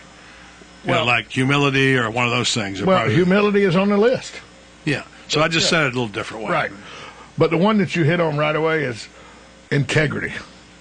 It's more than being honest. It's a lifestyle set of striving towards moral excellence. Mm-hmm. Real men say what they mean and mean what they say. They're the same person whether or not others are watching. They're trustworthy, dependable, and unwavering. Anybody here on this show like that? No. Maybe we fall way short on that, dude. But we know people who are. So, you don't hear people talk about men too much. I've got something I want to dig out, and I've got to save it. It's about how men get trashed. I was going to do it for a Dr. Buddy. It's a really good piece. I've got it somewhere in my email about how men get trashed for their incompetence by their families. And sometimes they want to help. They want to help at home. But when they do a job, they get criticized so much for it, they don't want to do the job anymore. It's okay, I'm going to try to do this for you today, and I do it, and, this is wrong. You didn't do it right. So what do you do next time? I say, well, I'm not going to do it, But, I mean, sometimes we got to defend dads a little bit, The dads get trashed a lot. It's really popular in, sitcoms and stuff. Yes. Dads always get trashed. They're always. like the dummy of the whole family. Of course, they're doofuses. You idiot. So, and laugh track. Yeah. So we need to start standing up for the dads and the men, every now and then. So we'll do that. All right, coming up in the next 15-minute segment, we'll talk about real men with our guest. His name is Frederick Goodall. He's written a book called 7 Traits of Real Men. He's a writer, speaker, and founder of the parenting website Mocha Dad. I don't look at that. You look at Yeah, Mocha I'm looking Dad? at it right there. Okay, and he's also on Twitter at Mocha Dad. Yeah, and obviously he likes mochas. He's a national fatherhood advocate. Okay, let's find out if Frederick Goodall is willing to join our cause, Stand Up for Dads. Well, he will. And I Wait a think minute. Raise your fist in the air if you want to say stand. Here we go. We got three. Stand up for the dads. And I think Mocha Dad is because he's an African American gentleman and he's a dad. All right. Well, I don't care if he's Chinese or African American. I just you want to know if Mocha he's is, right? You know what Mocha is? Yeah. No, I don't know what Mocha is, Tom. I've never been to Starbucks. I've never been, It's one of your favorite coffees. Yeah. Well, it's got a lot of caffeine, which is abuse. But my point is, I'm asking Freddie Goodall to join our journey, our odyssey, our cause, pilgrimage, to defend the dads. All right, we're for you, dads. We'll take a break. Come back next with Frederick Goodall. 7 Traits of Real Men, right here on the Voice of Ocala. 1370 AM, 96.3 FM, streaming live at WOCA.com. The Source.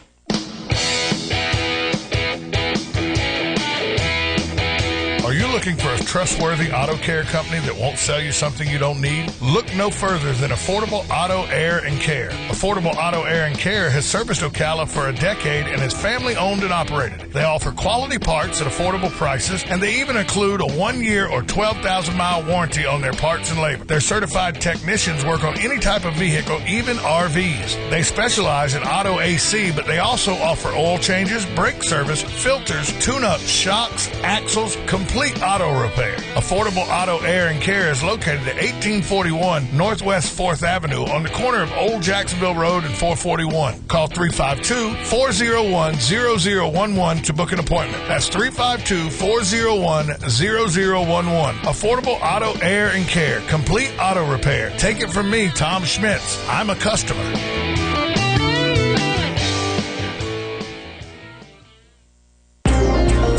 The AP is reporting that 2 explosions at the finish line at a Boston Marathon. There's 3 people confirmed dead at Boston Marathon. Multiple people injured. Explosion at the Boston Marathon. Report of another possible device at the Mandarin. Our 6 reported injured, no deaths. Workers felt the blast all the way over from Newburyport Street. The Voice of Ocala, your eyes and ears when it really counts.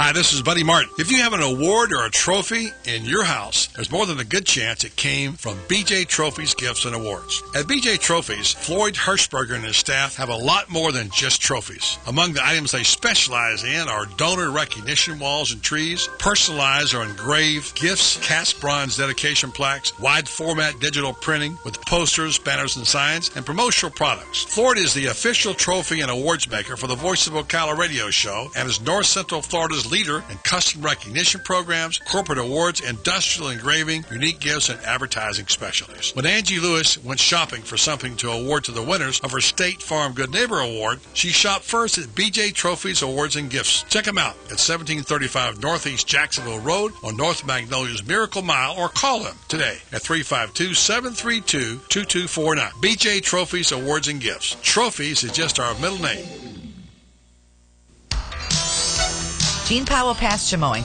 Our tractor services include bush hog, disking, front end loader, box blade, and stump grinding. We also have zero-turn mowers for the smaller paddocks, aisleways, fence rows, and lawn care. Fence row spraying is also available for weed control. We are licensed and insured. Gene Powell Pasture Mowing, 352-629-2440, or online at powellgene, Gene, at yahoo.com. Gene Powell Pasture Mowing. Call me crazy. Some people say insanity is doing the same thing over and over expecting a different result. I think insanity is 1,000 single-sided full-color business cards for $15 or packing service for 50% off. Call me crazy. Regency Printing on the corner of Northeast 25th Avenue and 24th Street. 789-6683. That's 789-6683. Look for the yellow signs. You've got a garden and we've got a show for you called You've Got a Garden with your host, Master Gardener Carol Ann Baldwin. Carol Ann answers your questions about your flowers, your veggies, your grass, your trees, even questions about your bugs. And she's only on WOCA, so don't miss Carol Ann Baldwin and You've Got a Garden each Tuesday from 9 a.m. to 10 a.m. right here on WOCA The Source. Hi, this is Joe, and I'm your host for the new show, Damage Control. Every Tuesday morning at 10:30 a.m., brought to you by Damage Control Services. We're going to be discussing floods, fires, storm and tree damage, sinkholes, mold, and many other disasters that you need to know about, how to prevent and prepare for them, as well as what to do when it happens and what to expect after it happens. This is Damage Control, Tuesdays at 10:30, right here on The Source.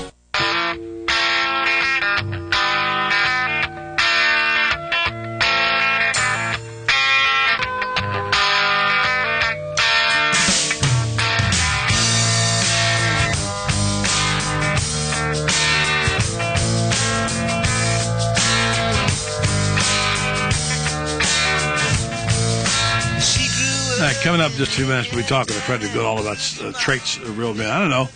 You got one. You guys have got my text number. Just text me and tell me what you think the traits of real men are. And if you want to call the show till we get our guests in here, we certainly can. We'll be glad to take your call until our guest gets on 622-9622. What do you think a real man is? What are the traits of real men? And what's a one or two you can think? We gave you our list, and as a matter of fact, we'll go, Tom. We'll go through his list. If you still got it in front of you. I got it right here in front of me. Why don't you go ahead and go through the real list? I threw out some accountability, honesty. Frederick Goodall's list is integrity. I got that one. Real men mean what they say and say what they mean. Yeah. Real men turn their compassion into service and work to make the world a better place. Yeah. Real men are confident. Real men are able to tame their desires and channel an energy in positive pursuits by using self-control. Real men endure the trials and emerge stronger. Perseverance. Real men take a stand in the face of adversity through courage. And real men have humility. Well, there you go. There's the list from Frederick Goodall. Not exactly matching up with mine, but very similar. What does it take to be a real man? What are the traits? Well, we'll go to the man who wrote the book, 7 Traits of Real Men. He's a speaker and founder of the parenting website Mocha Dad.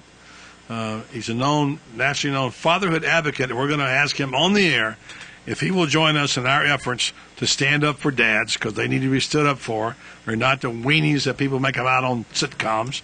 And there are some real men. And Mr. Goodall, I'm sure you know a few.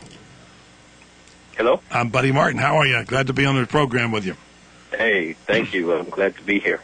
I'm interested in your traits, and we were just talking about some of those. Why did you do this particular book on 7 Traits of Real Men? Well, I was just looking at the way the men are portrayed in society. And as you mentioned earlier, you look at the sitcoms, you look at the commercials, and especially dads. We just look like a bunch of imbeciles. We can't take care of our families. We have to ask our wives permission to do stuff. And it was just not an accurate portrayal of men. And, I decided to figure out, so what would it take to be a real man? What traits do we need to portray in the media and in our culture so people understand what a real man is? And that's what prompted me to write these things. It's interesting because it's not a popular term today, real men. I told the story earlier, Fred. May I call you Fred? Yeah, that's fine. About I was a newspaper editor and a managing editor, and I brought up a subject one day in an idea meeting. Said, let's do a story on what it takes to be a real man. And everybody looked at me like I was crazy. Yeah. Oh, like I was going to reinvent the Marlboro Man or something, And that's not at all what I think a real man is. Well, people often misunderstand what we say when we're talking about real men. I know a lot of women get upset when I mention this topic. Yes. And I tell them, I'm not trying to say men have it tough and men have it hard. We understand men get some preferential treatment, and I'm not trying to discount women because we value women and the things they bring to the society. However, we want to make sure that dads have a proper place in our society and people appreciate the things that we bring to our culture, and our children learn to respect us and understand that we have some traits that we can instill in them to help them grow up and be more productive citizens.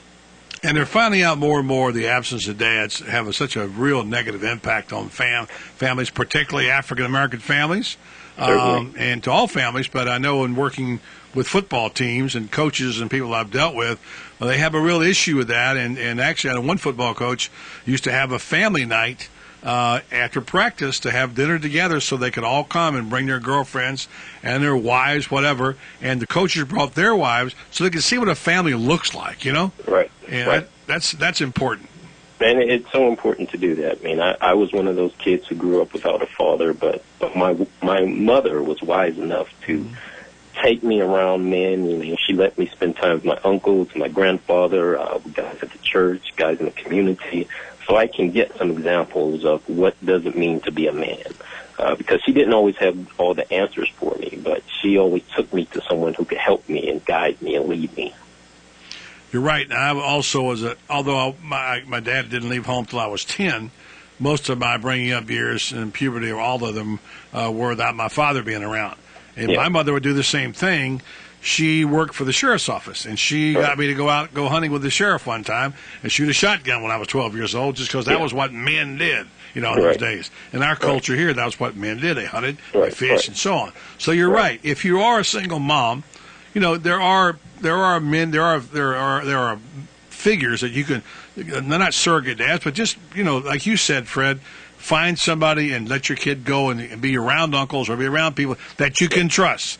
Exactly. So important that you can trust in this world today. That's right. And also, some of the guys I spent time with, I definitely wouldn't want to pick up any of their traits. But it taught me different types of men. It showed me, these are some good traits in men, and these are some other traits that I probably shouldn't implement into my life. So it gave me a wide variety, so I could make my own judgments, my own decisions about what type of man I'm going to be when I grow up. We're talking with Frederick Goodall, national parenting expert. This is Tom Schmitz.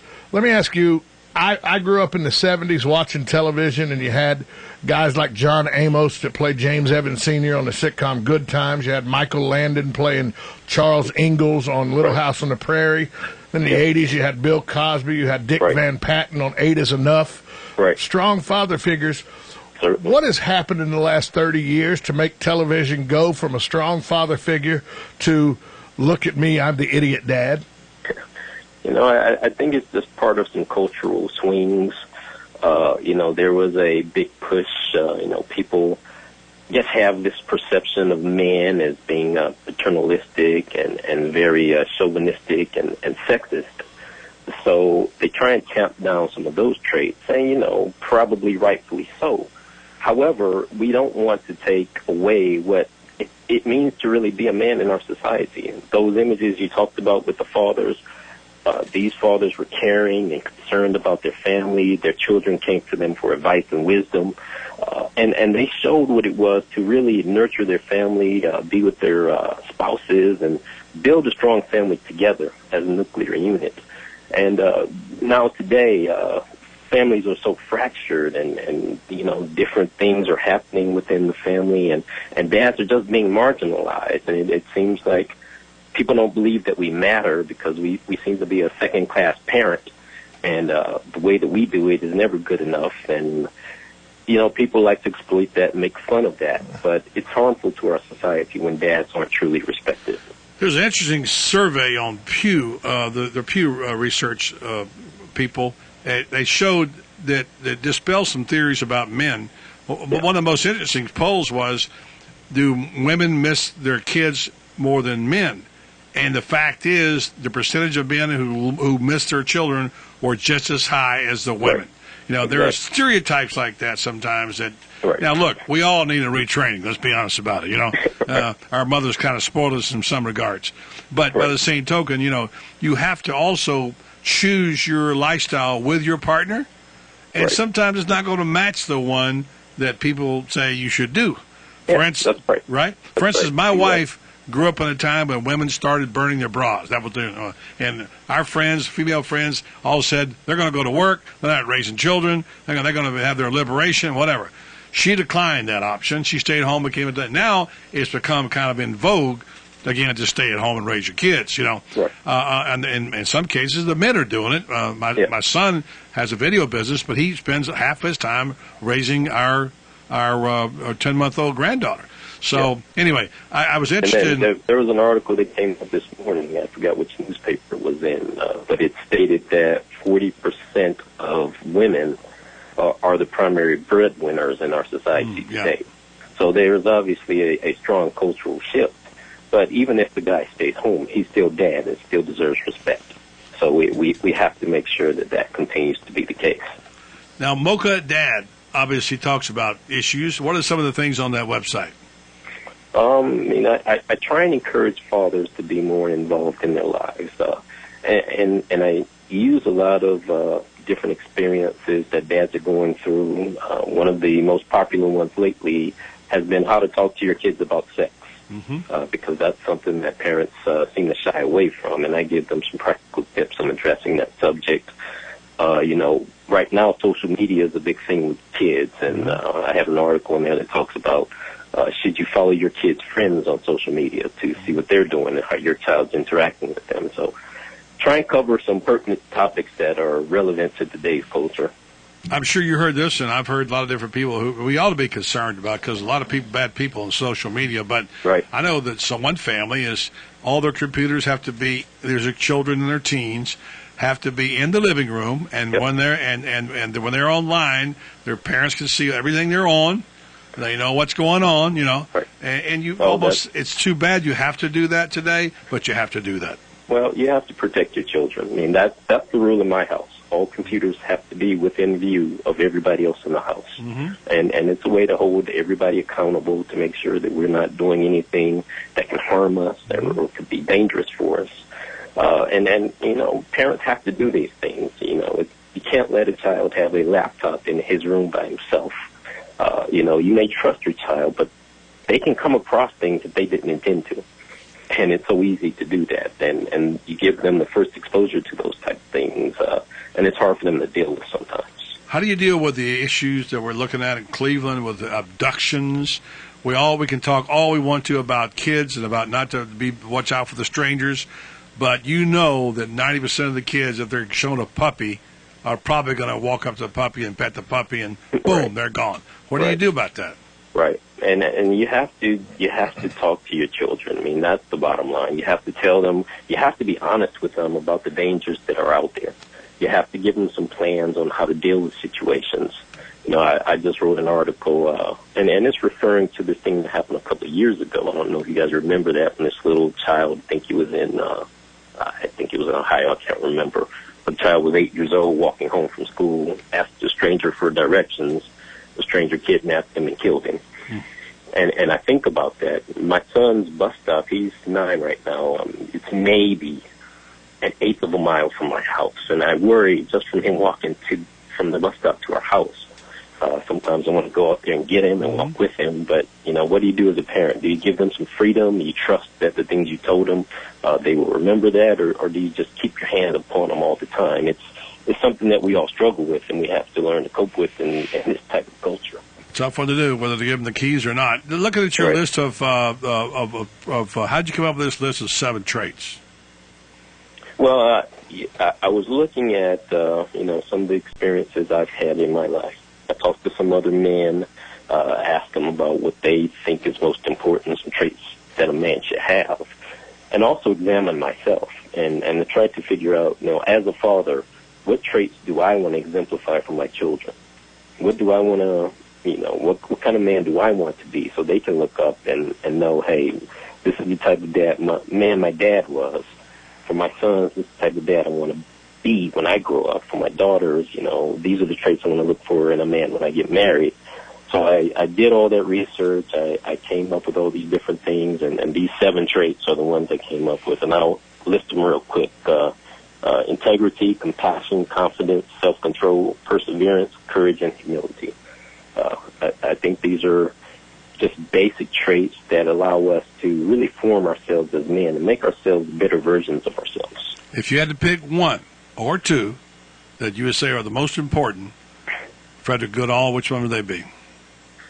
For me, I would have to say my first one would be integrity. Absolutely, I agree. Because so many men are just they compromise their integrity every day, and it starts in small ways.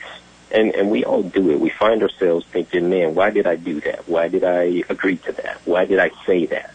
And you take these small compromises in your integrity, and it becomes easier and easier to compromise again the next time for something bigger. So we have to keep that in check and don't compromise on the small things, but maintain our integrity at all times. It can slip away so fast. The old saying, like, you can eat an elephant one bite at a time, and it can suddenly, so you know you're in trouble. Okay, well, we want to know, if you get a T-shirt out there, this is Stand Up for the Dads. Let us know. We'll buy some, okay? Okay. Good job. Okay. Appreciate you being on the program. Hey, thanks for having me. Freddie Goodall, you can get him on bookadad.com. He's author of 7 Traits of a Real Man. I'm sure you can find it probably on Amazon. Forgot to mention that. So, all right. That wraps up that part of the program. Which one of these fields do you think, what majors lead you down the road to an average or mediocre career? Well, I got the 10 worst paying majors right in front of me. You may be surprised. We come back next right here on the Voice of Ocala. 1370 AM, 96.3 FM, streaming live at WOCA.com. The Source.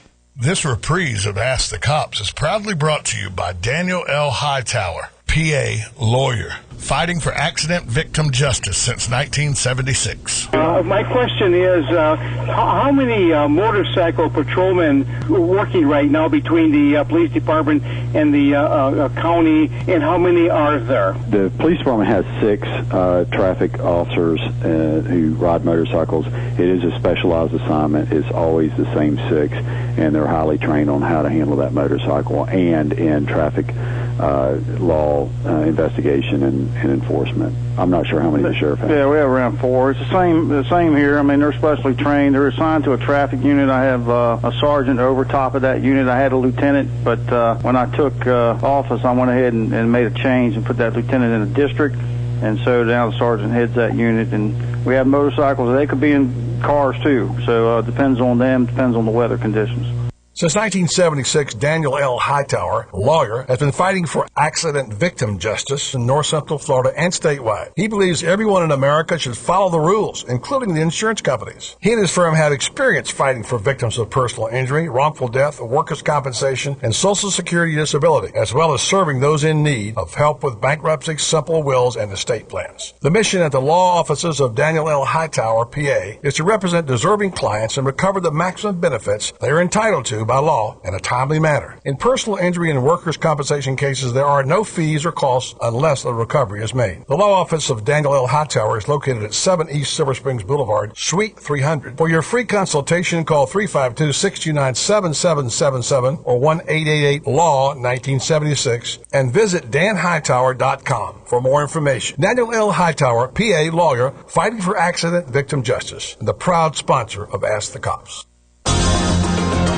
Phoenix Promotional Solutions, your company supplier of banners, digital decals, yard signs, and magnetic signs. Where you give them approved artwork by noon, the next day by 4 p.m., you pick up your banners, digital decals, yard signs, and magnetic signs. Phoenix Promotional Solutions, 368-2404. That's 368-2404. Don't forget, they do vehicle wraps also. Phoenix Promotional Solutions, 368-2404. We may not have the kind of winters they have up north, but Florida weather can be still pretty rough on your ride, and Ford Lincoln of Ocala wants to save you money and time during their Restore Your Ride service event. Right now, you can drive into Ford Lincoln of Ocala, receive a free brake inspection, and if it's determined you need brake work, you can receive up to a $50 rebate on any Motorcraft brake service when you use your Ford service credit card. And if it's tires you need, Ford Lincoln of Ocala's Completely Satisfied Service Center can hook you up with up to $120 in rebates on any of the top brands backed by their low price tire guarantee. So stop chasing all over town for this service and that service. Get it all done right, the right way at the right place at Ford Lincoln of Ocala during their Restore Your Ride event. There's also great savings on Motorcraft batteries, wiper blades. You know, my dad used to say, don't wait till it's too late. Get it done now. Visit Ford Lincoln of Ocala's Completely Satisfied Service Center, open Monday through Friday, 7:30 to 6, and Saturdays till 5. The sound of the bat cracking, the crowd cheering, the smell of overpriced but tasty hot dogs, the memories that will last a lifetime of your first baseball game with little Johnny. Your team wins. It was a great night until you get home. It's 9 p.m. and your wife says you have no water. We have no water. What do you do? What do you do? Rule number 1, don't panic. Remain calm. Okay, that's 2 rules. We don't have time for jokes, funny man. Okay, think back. On the way home, you heard a radio commercial. Mike's Got Plumbing. If water runs through it, we do it. Eureka. You saved the day. You remembered that Mike Scott Plumbing doesn't charge extra for nights, weekends, or holidays. You are a genius. Hey, Mr. Genius, did you remember the phone number? Of course you did. Remember, you're a genius. 352-237-2888. Because at Mike Scott Plumbing, if water runs through it, we do it. Even if water's not running through it at this particular moment. Mike Scott Plumbing.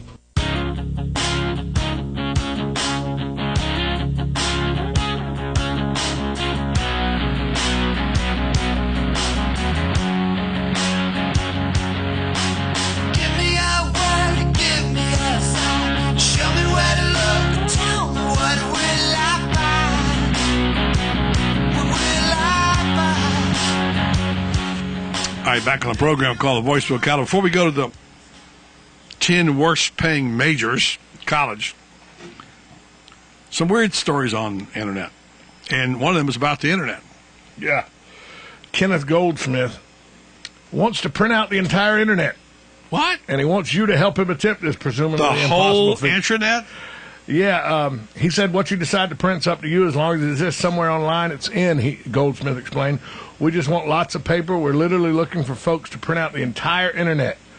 They're going to put it in, make an exhibition of it. It'll go on display July 26th, and when it ends in August, the paper will be recycled.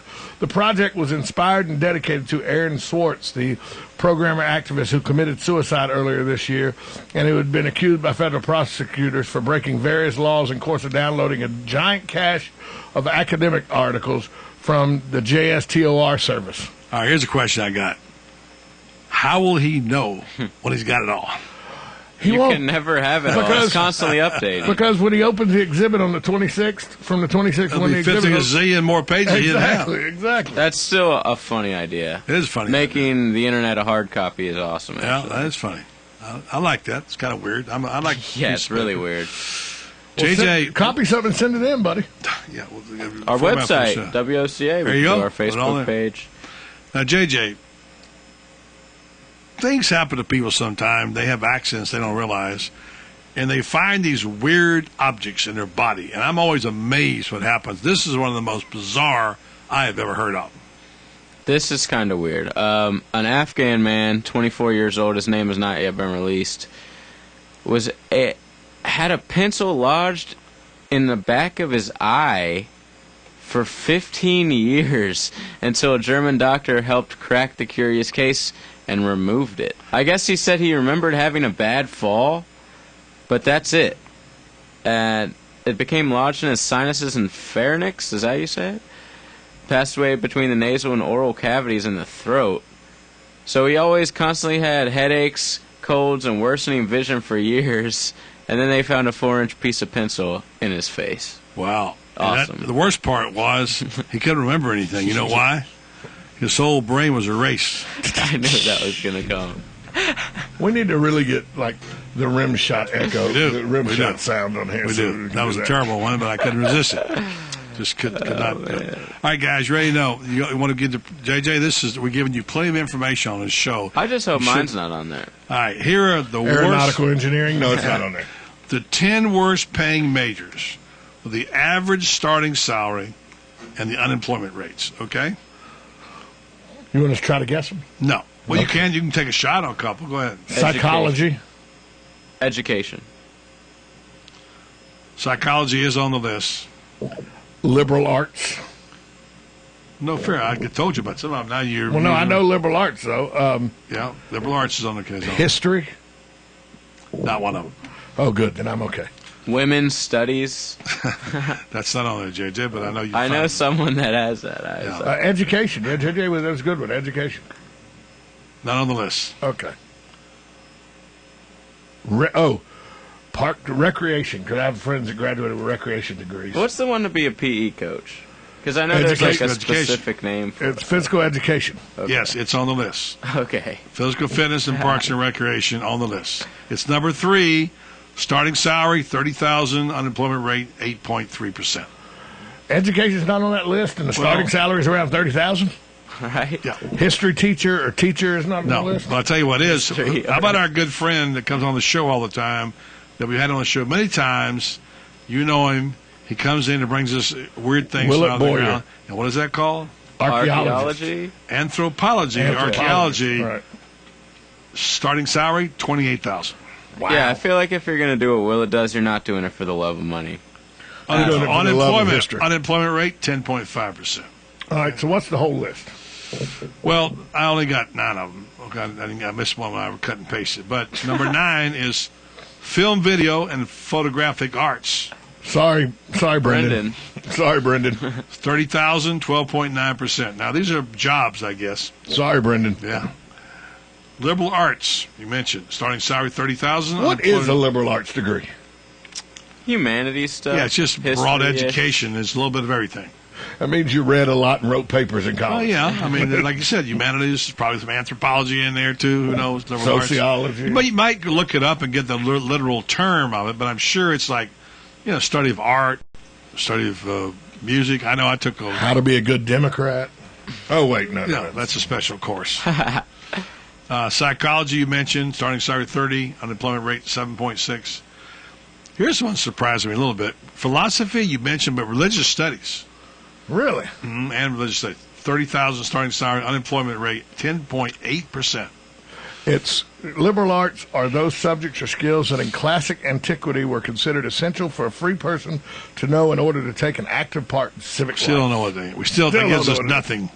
Anyway, by the way, the highest unemployment rate so far is film, video, and photographic arts, 12.9%. Okay, social work. Yeah, social workers are terrible. 30,000. Not terrible people. They're not terrible. No. They're jobs. They're thankless jobs too, by the way. 6.6%. Fine arts. See, that's sort of like liberal arts. A little bit. 30,000, 12.6%. I wouldn't even know where to look for a job. Yeah, here's what liberal arts in college include, buddy. Yeah. This is what you I know what a liberal arts degree is, yeah, but you don't have any specialty, but you've got general studies in language, mathematics, informatics, physics, chemistry, biology, geography, art, music, history, philosophy, civics, and social science. That's what I thought, but I think you can also get a 2-year degree called an Associate of Arts, which is sort of it's a hodgepodge. What I've got in my first 2 years of Florida. I never understood the degree. You could get a bachelor in general studies. There's probably There's probably a Stephen Wright joke in there someplace. I just can't think of it. Yeah, Eisenhower got one. No laugh. Okay, physical fitness. We mentioned anthropology, number 2, and archaeology, 28,000, 10.5%. The number 1 is drama and theater. Okay. 26,000 starting average, 7.8%. I was going to say like music theory. Yeah, but but is there a degree in that? I don't know. Probably. So there's probably a minor in it or something. So general studies, you brought up general studies. Yeah. It's it typically offers students the ability to design much of their own curriculum past that of the university's general requirements. This flexibility allows students to complete a bachelor degree without fulfilling the requirements of any other degree. of any major. In effect, this degree holds the same value as other degrees in liberal arts or sciences, but offers an element of individualism absent in many other degrees specific to a particular discipline. Yeah, when my parents grew up, the big thing was get your high school degree. Right. Because a lot of them didn't get it back in those days. My mother when I grew up, high school in '77. Yeah, my generation get a college degree. Now it's get your master's or your doctorate, or whatever, your law degree, because they all want to get. You got to have an edge. And now, what's the next generation going to do? Because obviously lawyers aren't getting hired. So what's that going to do? Well, when I went and said I was going to the master's program, I had friends saying, "You thought you were in Augusta? What do you mean you're going to a master's program? You need to go out and get a job." I was like, "I have a degree in history.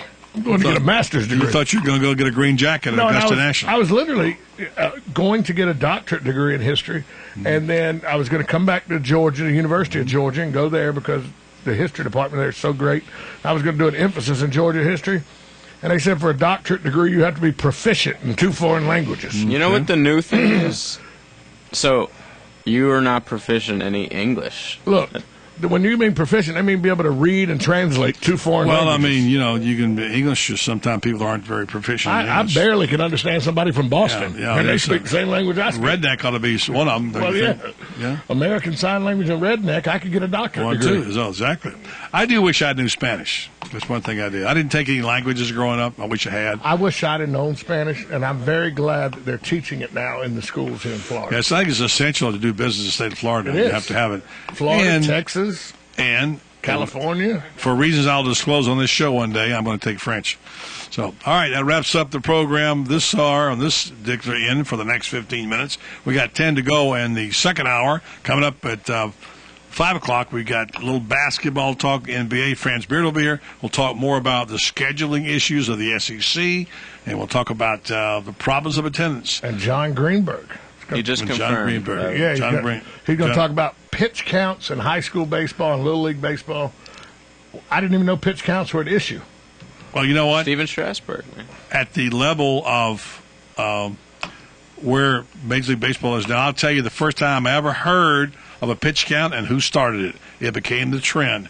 Who was the one who said 100 pitches? Somebody said that figure. I'll tell you who it was. Also, coming up next, tweets and quotes right here on the Voice of Ocala. 1370 AM, 96.3 FM, WOCA, The Source. Hi, this is Buddy Martin for WinStar Medical Research. Every day we hear another story about innovation or about the cutting edge of technology taking place right here in Ocala. The power plant, IHMC, Ocala 489. But did you know that important medical research is also being conducted here that will impact hundreds of thousands of people in the country someday? Maybe you've heard the name WinStar, but like so many others, perhaps you didn't realize WinStar Medical Research is one of the top facilities of its kind anywhere in the U.S. There are important studies being conducted by a highly qualified team of medical experts at WinStar, impacting decisions of major pharmaceutical companies and bringing new drugs to market. And you can be a part of these studies, as so many local people are right now. WinStar has conducted more than 500 studies since its inception and would like to extend an opportunity to you to be a part of these. Call 877-629-5800 or 352-629-5800 if you'd like to know more. WinStar Medical Research, locally owned and operated in beautiful downtown Ocala. WinStar, seeking tomorrow's answers to the health questions of today.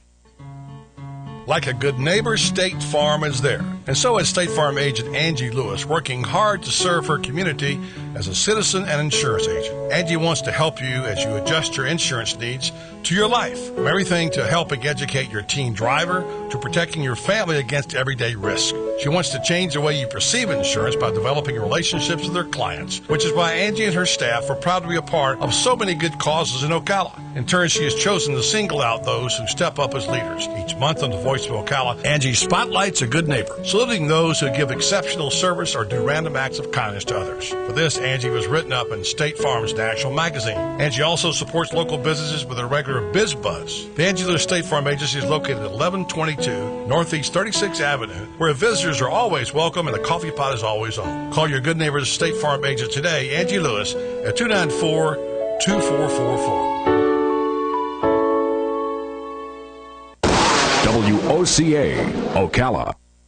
On the next AM Ocala Live, Robin and I will be speaking to Sean Mesherer. He's a spiritual teacher and a New Thought minister. He's a contributor to CBS News, The Huffington Post, and Ask Men, and he's coming out to speak about his book, The Bliss Experiment, 28 Days to Personal Transformation. Open for debate, where both sides of one issue will be debated. And then Hank Whittier will be on the air bringing you veterans news as he does each and every Thursday. Robert Franklin is an attorney and a spokesman for the Center for Prosecutor Integrity. He's going to be speaking about their new report that deals with the many forms of malfeasance in our justice system. And then the guys from Climate Control Mechanical Services will be on the air answering your questions about your air conditioners and your air handlers. They'll tell you how to keep you cool and your air clean. Dr. J.S.G. Rao is a board-certified radiation oncologist. He'll be speaking about the Florida Regional Cancer Centers. All of that plus Fun with Joe on the next AM Ocala Live right here on The Source, WOCA 96.3 FM. 1370 AM. Keep up with what's going on in the downtown area with Ocala Downtown Newspaper. Delivering thousands of newspapers to businesses in the downtown area, Ocala Downtown is there to keep you informed.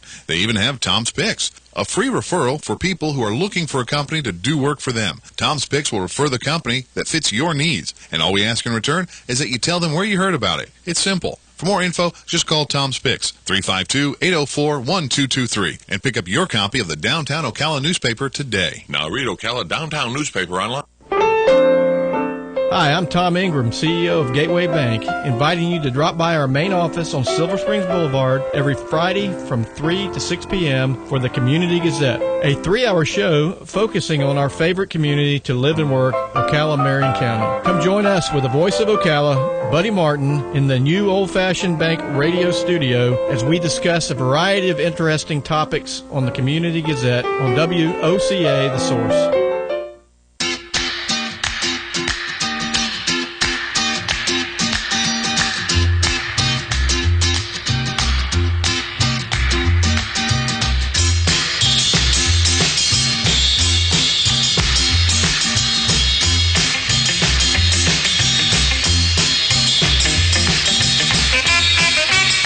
Still one of the all-time rock and roll songs, in my opinion, Tequila. Awesome sax, great guitar work, good percussion. We played a lot on the show.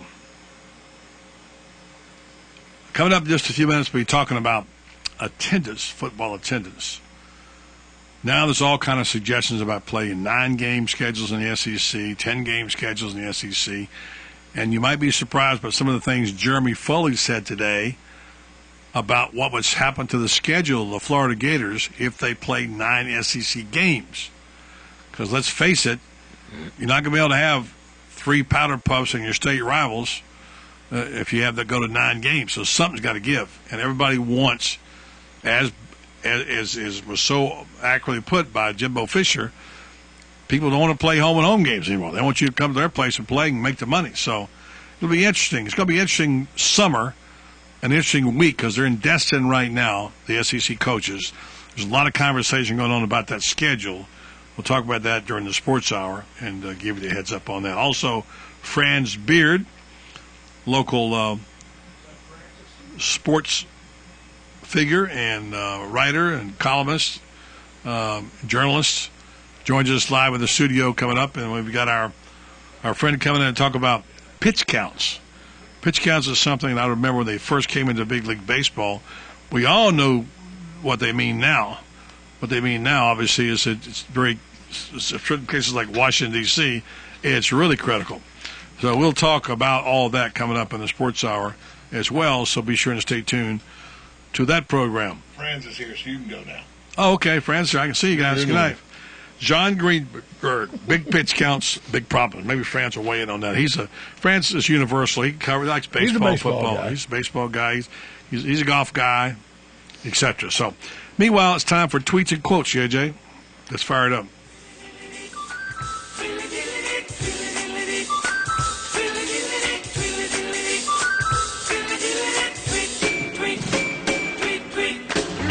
Always fun to quote writers, especially writers who just have to really work hard to get the right word and to do their work, put the words down on paper or screen. This is from a woman named C. Astrid Weber.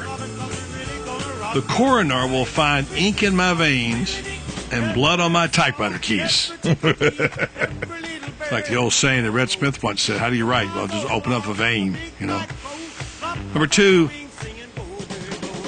we are what we repeatedly do. Excellence, therefore, is not an act, but a habit. And finally, that great philosopher we all know, Will Ferrell. Some of life's best lessons are learned while watching your drunk friends.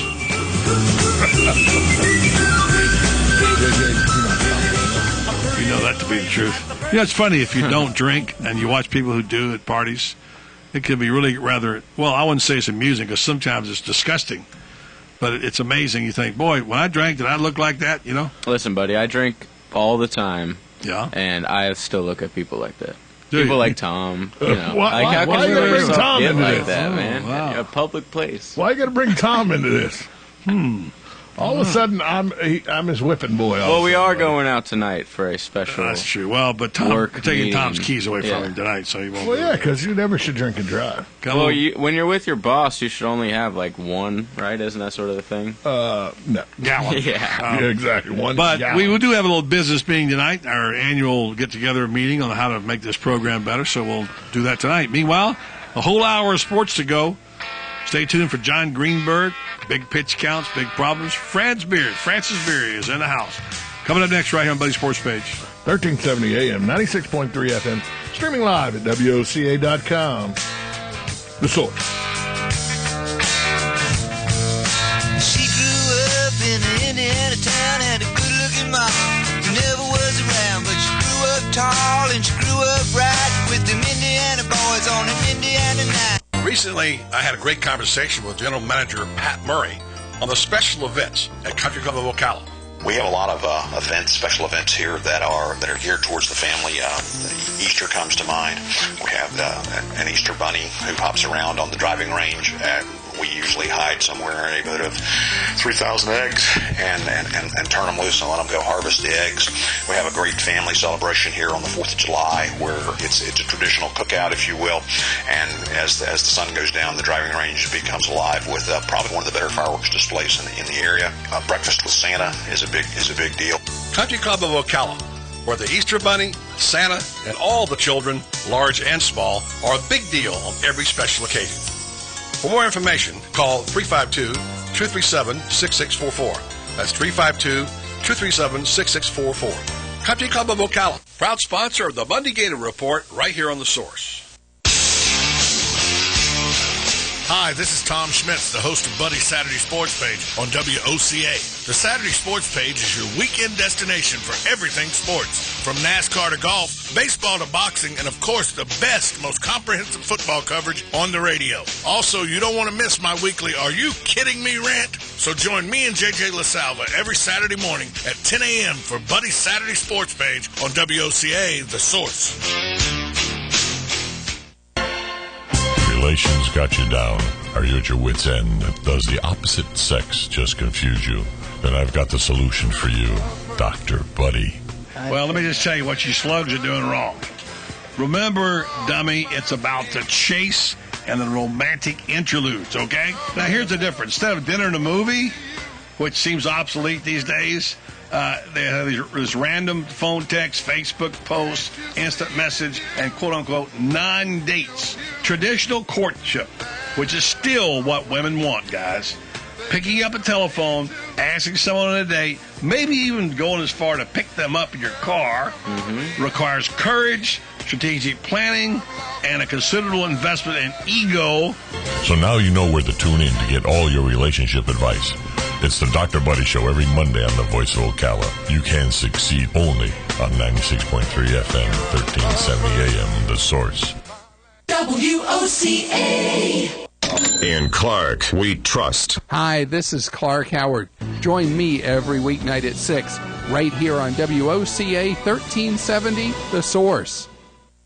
Are you wasting hundreds or thousands of dollars on termite retreat fees? If you're not with Turner Pest Control, you probably are. Turner Pest Control offers the industry's only termite and pest control package that never charges retreat fees, ever. You can get started today for only $99. This is a value of $500 or more. This includes treatments, installation of monitoring stations, quarterly pest control, and a lifetime guarantee, all for an unbelievable low $99. Even if you have another pest control provider, visit turnerpest.com to find out how you can avoid paying those high termite retreat fees. Good credits, bad credits. It's none of our business because we're not an auto dealer. We're not a bank. We're not your mother. We're ocalaforsale.com. Marion County's marketplace for cars, trucks, and SUVs. We've got thousands of sellers standing by to take your call. No middleman. But hurry, don't walk, don't run. Just sit down and log on to ocalaforsale.com. Prices and inventory change daily. Offered at non-include dealer upcharge. Undercutting, rust-proofing, factory surcharge, or delivery fee. See website for details. Phoenix Promotional Solutions, your company supplier of banners, digital decals, yard signs, and magnetic signs. Where you give them approved artwork by noon, the next day by 4 p.m., you pick up your banners, digital decals, yard signs, and magnetic signs. Phoenix Promotional Solutions, 368-2404. That's 368-2404. Don't forget, they do vehicle wraps also. Phoenix Promotional Solutions, 368-2404.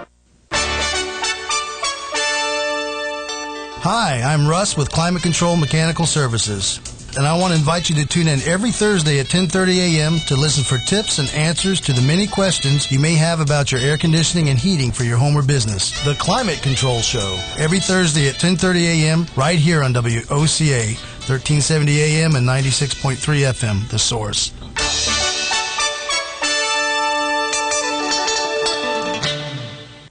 Hello? Can you hear me? Because if you can, then so can your customers. Radio works. Call today to advertise your business right here on WOCA 1370, The Source. WOCA. You're listening to WOCA News Talk 1370, Ocala's source for what's happening in today's hottest, up-to-date news and topics. Back, and that means so are the flippers. Home buyers in some places like California and the Southwest, for example, making bids on just about anything they could find and then quickly selling them, and usually at a profit. If you are moving, do your homework. Consumer Report says last year officials in 2 states sued movers for providing lowball estimates and then charging customers a much higher price. So do this. Get a recommendation, verify the licensing, and check for complaints and complain if there's a problem for you. See you in court. 25 conservative-leaning political groups are filing suit against the IRS. The Tea Party organizations say they were unfairly scrutinized by the taxman when they asked for tax-exempt status. The best day of the week to have surgery is a Monday. A British study says you're most likely to survive the procedure if it's performed on that day of the week. And as much as you think taking a long weekend to recover is a good idea, you're most likely to die from an operation if it's done on a Friday. ABC News. Geico has various discounts to help you save even more money on your car insurance. Good driver, multi-car, even a discount for being a good student, which is an incentive for your teenagers to get good grades. And if they get good grades, they might get a good job and possibly become rich. Then they could pay for your car insurance. What a brilliant idea. For a free rate quote, visit geico.com to see how much you could save. Geico, 15 minutes could save you 15% or more on car insurance. More with less. More with less. Sound familiar? More This is what less. many IT managers hear every day. The IBM System X3650 M4 Express server with Intel Xeon says do more for less. It's easy to manage, designed to deliver 84% greater performance, and can handle as many workloads as 25 prior generation IBM systems, all at an affordable price. Like how that sounds? Learn more at ibm.com/more for less. How much time? 30? 30 seconds. I'm on right now. I don't believe you.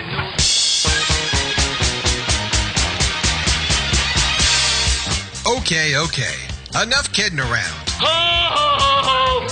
Ho, ho, ho. And now it's time for the Buddy Martin Sports Page. He actually had me stay here last night in his gym. It's like I don't fit in. It's like I don't belong here. Let's go talk to a couple of guys that never gamble. Oh, see, I made Louis a bet here. See, Louis bet me that we couldn't both get rich and put you on the phone house at the same time. He didn't think we could do it. Gambling is illegal at Bushwood, sir, and I never slice. And now, here's Buddy.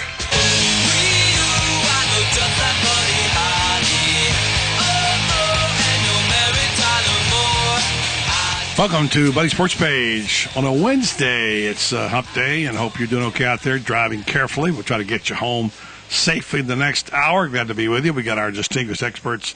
Got kind of a little roundtable here today, too, as well. In a moment, we'll introduce our guest, Franz Beard, who joins us for the program this hour. And we've got John Greenberg, sports historian, who wrote a book called The Grand Old Man Amos Alonzo Stagg, but he's an expert on pitch counts, something that you hear a lot about, and how crucial is it to baseball? Well, John Greenberg will tell us. Meanwhile, it's time to go to the headlines and talk about last night's game. Yeah, we'll end at the game because we're going to end up talking a lot about it, I'm sure. But Gronkowski today just came out, needs another surgery, buddy. The Bionic Man. Yes, this time on his back. He's expected to miss part of training camp. That's the best-case scenario, so we'll see what happens with Gronkowski. In hockey last night, Blackhawks... Our LA Kings moved on to Game 7 No, the Kings won Game 7. Kings won Game 7 against the Sharks. They move on to play the winner of Game 7 between Detroit and Chicago, which is tonight. You're a big hockey fan, right, obviously. JJ? John Tortorella, it was fired today. I know him just because of his press conferences. New York Rangers, he had a year left on his contract. You could sort of tell because he was getting very combative. Yes. I don't know if that was him versus the New York media. But yes, it was. There was that particular phrase where you tell them what they could do with their information. Yeah, exactly. That was Tortorella. Yeah. And Joe Paterno's family is filing a lawsuit against the NCAA. Did you see the Bob Costas thing last night on NBC Sports? I did not. I heard it was going to be on. It gave you, like you always tell me, buddy, there's three sides to every story. Your side, my side, the truth. Well, this was the second side of the story. Yeah. It picked the free report apart like they went through it with a fine-tooth comb, and, of course, everything showed that Joe Paterno was not culpable. Yeah, it's just as I talked to Ron Zook today. He said, I don't care what you tell me. I've been with the man on many Nike cruises. I've talked with him hour after hour after hour. He said, I'll never believe he knew that was going to happen. That's one person's view. I'll tell you what will happen. There's going to be at least 2 more games in the NBA East Finals, and I'll tell you, I was wrong about the Indiana Pacers. Roy Hibbert is the beast of the East. Well, you know who was really wrong? Tom James. He said they were going to win 6 in a row. Walks out of the studio, they lose a few hours later. But yeah, the Heat lost last night by 7, 99-92. They started out down, I think, 11 points to start the game. It was basically LeBron versus Indiana all night, and he fouled out at the end of the game for the second time his whole career. Last season he did it once in the playoffs. Dwayne Wade, shell of his old self. Man, he looks so bad and so good. I don't know what's up with him. Neither do I. It's like quarter for quarter for him. It switches. You don't really know. But he's only averaged 14 points a game in this series. He's not really doing much at all. Chris Bosh got hurt last night, came back, still sucked. Well, it was just a bad LeBron game. turned his ankle, too. Let's ask our guest. We will. Just a minute. I want to get to that. I want to finish up this report, and I want to ask friends about this.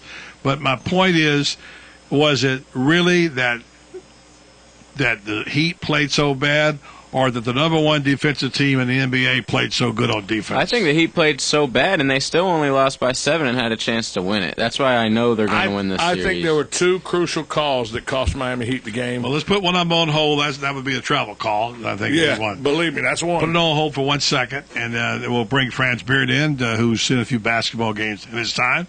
I know you don't follow the NBA closely, but you do follow it this time of year, right, Franz? Absolutely. And the game shouldn't have even been close to 7 points. The officials gave a possession. They gave a possession to the Heat by taking away a basket, claiming there was a shot clock violation that there wasn't, and negated a tip in by Tyler Hansbrough that would have made it like a 14-point game. And the Heat used that to come back. Game should have been a blowout. Miami does not have the presence in the middle to stop a team that has a center the likes of Roy Hibbert. They're going to have the same problem. If they win this, they're going to have the same problem with Tim Duncan and Splitter. These are teams that know how to pound the ball on the inside, and Miami's vulnerable there. Heat out-rebounded by 40 so far in this series. Wow. Can you believe that? They're making Hibbert look like he's Kareem down there. He is. You know? He is Kareem right now. Yeah, he's killing him. He's got every time down, and nobody can stop him. You know, back to the basket. I'm sorry, Chris Bosh is a power forward. He can't let man he can't go. Put it this way: if Roy Hibbert can do that to the Miami Heat, just think what a really skilled player like Tim Duncan can do, who's rested. Yeah, this is the best thing for the Spurs because this might go 7. They just got off a sweep. They're old. Kicking back, resting their bones. They'll be ready. The other thing you can take out on is this. There is nobody on the Miami Heat capable of handling Tony Parker. Tony Parker is going to be the key player in whether it's Miami or Indiana. Indiana matches up better because Indiana's got quicker players on the perimeter. But no matter who plays San Antonio, nobody can match up with Tony Parker. The only guy who might have any chance, and I say any chance, is Cole. I will say he's fast, he's quick, but Parker's a load. He can get a shot over you, around you, and drive the basket. He can even shoot threes, which he hadn't done much of, but he did the last couple of games. He shot threes. And, that's what people are saying. Parker might be the 3rd or 4th best player, or top 5 player in the NBA right now, suddenly. And we forget about this. We don't see the Spurs that much. Can I remind this group, I I did it. JJ's done it, and Buddy, you've done it. Not as over the top as JJ and I have. We all, within the last month, have at one time or another already crowned the Miami Heat the champions, and here we are talking about how that they won't be. They probably are going to have a tough time against the Pacers, which they are, and they won't be able to beat the Spurs because of that. And within the last month, we've all had them coronated as the royalty of the NBA, unbeatable. And some of us said the Spurs wouldn't get out of the first round. I don't see how he's trying to like take the pressure I did. I'm not saying I did. Tom James yesterday on this program said the Heat would go 6-0 from here on out. He gets a amalgam and start over again. So, France, anyway, I believe Hibbert is emerged, in my opinion. I give him more credit than you do. I think he has emerged as a star in this game. I really do. He's a force. His shot's getting better. He's really doing offensive rebounds. Forget about it.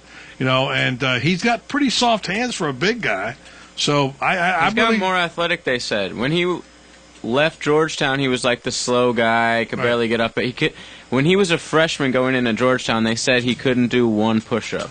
Really? Now he's MMA training in the off season. He's a beast. He is a better than average player, but he's no star yet in the game. He may develop into one, but he's a guy that relies very strongly on having a great presence with him, such as David West. David West does a lot to make Roy Hibbert better. How about Stevenson? He's out of his mind. Well, that guy's that playing. 3-point shot he hit Crazy. last night. On the stands, you mean? Lance Stevenson was Irving Walker's best buddy and AAU teammate. Too bad he didn't come to Florida. It was before he ended up at Cincinnati. He really did try to get in at Florida. I mean, he made a big push personally and had Irving Walker pushing him too.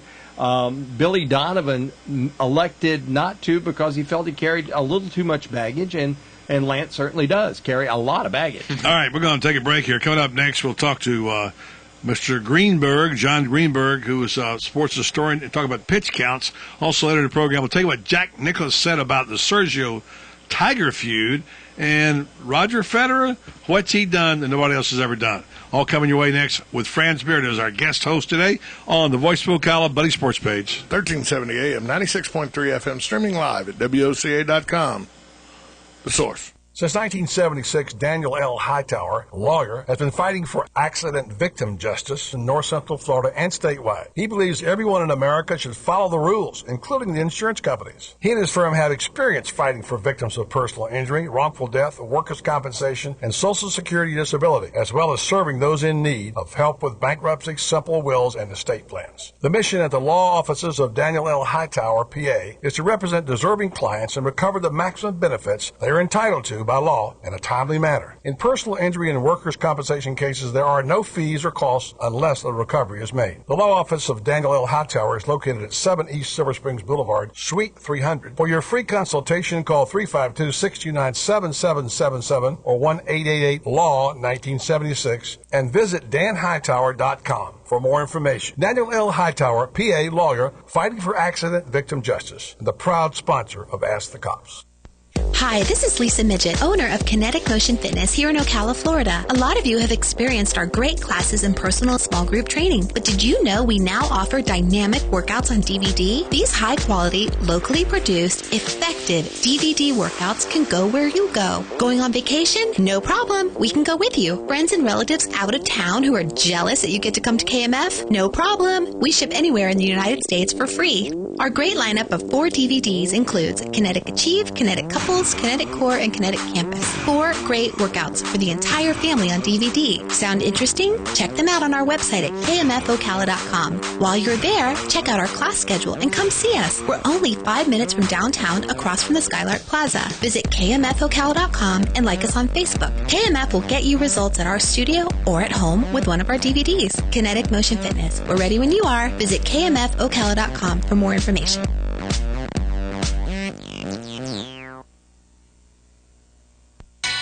If you need a sign or a banner for your yard or your business or your campaign, I'd recommend you go to Signs Unlimited at 318 South Magnolia in Ocala. Screen printing, embroidery, digital graphics. Do what I did when we needed signs for the Save the Marion Theater Group. Go see Vic Buttermore at Signs Unlimited if you want quality work with a fast turnaround from somebody who is deeply committed to his community and always ready to assist you. There's a reason Vic's slogan is, it's our business to make your business better. Sign up for Signs Unlimited. Call 732-7341 today. On the next AM Ocala Live, Robin and I will be speaking to Sean Mesherer. He's a spiritual teacher and a New Thought minister. He's a contributor to CBS News, the Huffington Post, and Ask Men, and he's coming on to speak about his book, The Bliss Experiment, 28 Days to Personal Transformation. Open for debate, where both sides of one issue will be debated. And then Hank Whittier will be on the air bringing you veterans news as he does each and every Thursday. Robert Franklin is an attorney and a spokesman for the Center for Prosecutor Integrity. He's going to be speaking about their new report that deals with the many forms of malfeasance in our justice system. And then the guys from Climate Control Mechanical Services will be on the air answering your questions about your air conditioners and your air handlers. They'll tell you how to keep you cool and your air clean. Dr. J.S.G. Rao is a board-certified radiation oncologist. He'll be speaking about the Florida Regional Cancer Centers. All of that plus fun with Joe on the next AM Ocala Live right here on The Source, WOCA 96.3 FM. 1370 AM. This is Don with ABC Frederick's Appliance. Here's my daughter, Lena. And hey, everybody, it's Lena. You need to come down to ABC Frederick's Appliance on County Road 25, just over the railroad tracks in Bellevue, where you are treated right with the right products, like Whirlpool, Maytag, Crosley, and Speed Queen. These are the new ones. Don't forget, we also carry used appliances that we warranty. ABC Frederick's Appliance does repairs, too. Call us at 629-5181. ABC Frederick's Appliance on County Road 25, just over the railroad tracks in Bellevue. It's at 629-5181. Stay informed on everything going on in the villages with the Village Spectator newspaper. The Village Spectator is exclusively devoted to the villages with news, commentary, and more. And yes, they have Tom's Picks, a free referral for people who are looking for a company to do work for them. Tom's Picks will refer the company that fits your needs, and all we ask is that you tell them where you heard about them. Call Tom's Picks at 804-1223 and pick up your copy of the Village Spectator today. Now read Ocala Downtown newspaper online.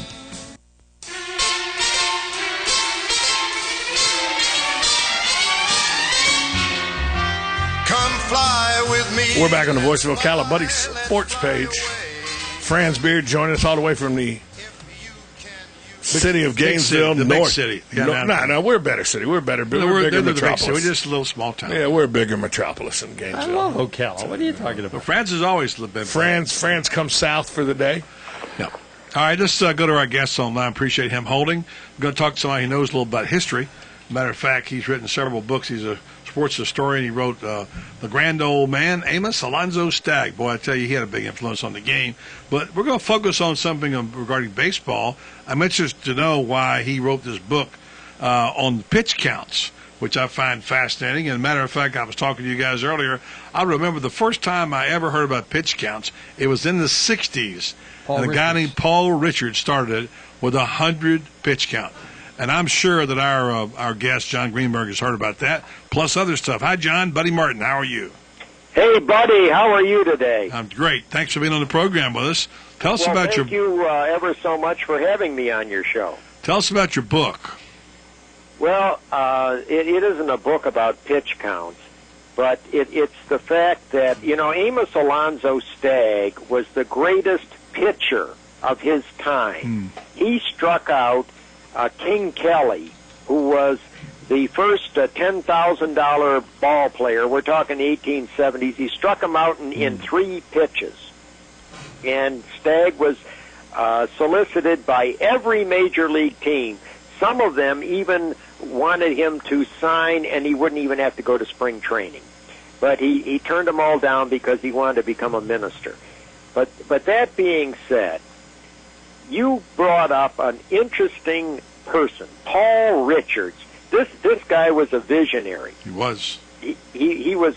But you see, what's happened is that now it all gets down to the mechanics, and you got this guy Yu Darvish, the man from Japan, and he's been throwing 130 pitches, 127 pitches.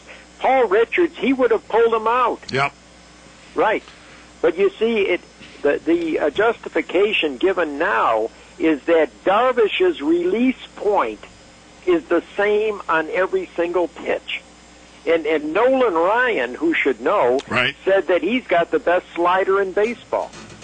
And that the reason that he gets into these situations is that he tries to throw the heat on the first 2 or 3 pitches, and then he gets behind, so then he has to go to his slider. So therefore, since his mechanics are so good and his release point is so consistent, they can allow him to stay in even though he has exceeded the Paul Richards formula. I'm interested. I know pitch counts are important for kids. Unfortunately, I didn't grow up in that era. I once was allowed to pitch 12 innings in a Babe Ruth game. You were? Yeah, but that's. Oh, you were an Iron Man. Oh yeah, right. I did get 24 Ks. I'm proud of that, by the way. But that was a big moment in all sports. But nonetheless, point is that today that would never be allowed, and they shouldn't, because young kids can ruin their arms. So it is a significant thing for young kids. You're very astute because, first of all, the arm, the elbow, and the shoulder are not pieces of metal or plastic. And the arm, the human body is a marvelous thing, and the arm is part of the body, and the arm is constantly breaking down and repairing itself. Yep. And you've got to give your body enough time to repair itself. And the problem with pitch counts, the way that I look at it, is that who is counting the pitches? And how accurate are these pitch counts? Now, an inning, it's much more accurate to keep track of innings. Right, that's what they do now, don't they? In youth baseball. They keep track of innings. Now, if we're going to start saying, well, we should limit Little League players to 100 pitches, who's going to be counting these pitches? And how are they going to count them? Are they just going to eyeball them, or are they going to get a digital device that's out there counting the pitches? Yeah, I agree with you on that. Of course, at the big league level, they do. So I don't know how much of a factor it is today in high school, in the major leagues, but it certainly has been the standard by Richards. And of course, as Franz Beard, my guest, points out, there are different views on how much rest a player could get. 5 days, 4 days, whatever. You mentioned that the arm heals itself. You need time for it to heal, don't you? Absolutely, because the first thing you want to when you're talking about youth baseball, Little League on up, you're educating kids, and you can't send the wrong message. And you don't want them to get the idea that if they get a sore elbow, that they should try to tough it out and pitch their way through it. You don't want to get into that. And you've also got to get the message across that, look, this is not an inalienable right to be able to participate in athletic competition. And that every athlete, doesn't matter how much of talent the good Lord has given them, you are always one play, you're always one pitch away from ending your career. That's just part of life. Good fortune is a part of life, and you have to be humble and realize that nothing is guaranteed to anyone. Speaking with John Greenberg, sports historian. John, Tom Schmitz here. Hey, how you doing, Tom? Good. What would be helped, and I'm a proponent of this. I coached Little League Baseball for a long time when I was, in my 20s and 30s. And I always, when I had the little 12 and 13-year-olds, they said, Coach, when are you going to teach us the curveball? I'd say when your high school coach teaches it to you. Shouldn't it be a national mandate? You have the right approach. That should be a national mandate that curveballs are taught in high school, not in Little League. Don't you agree? That's right. You're absolutely right. And the biggest...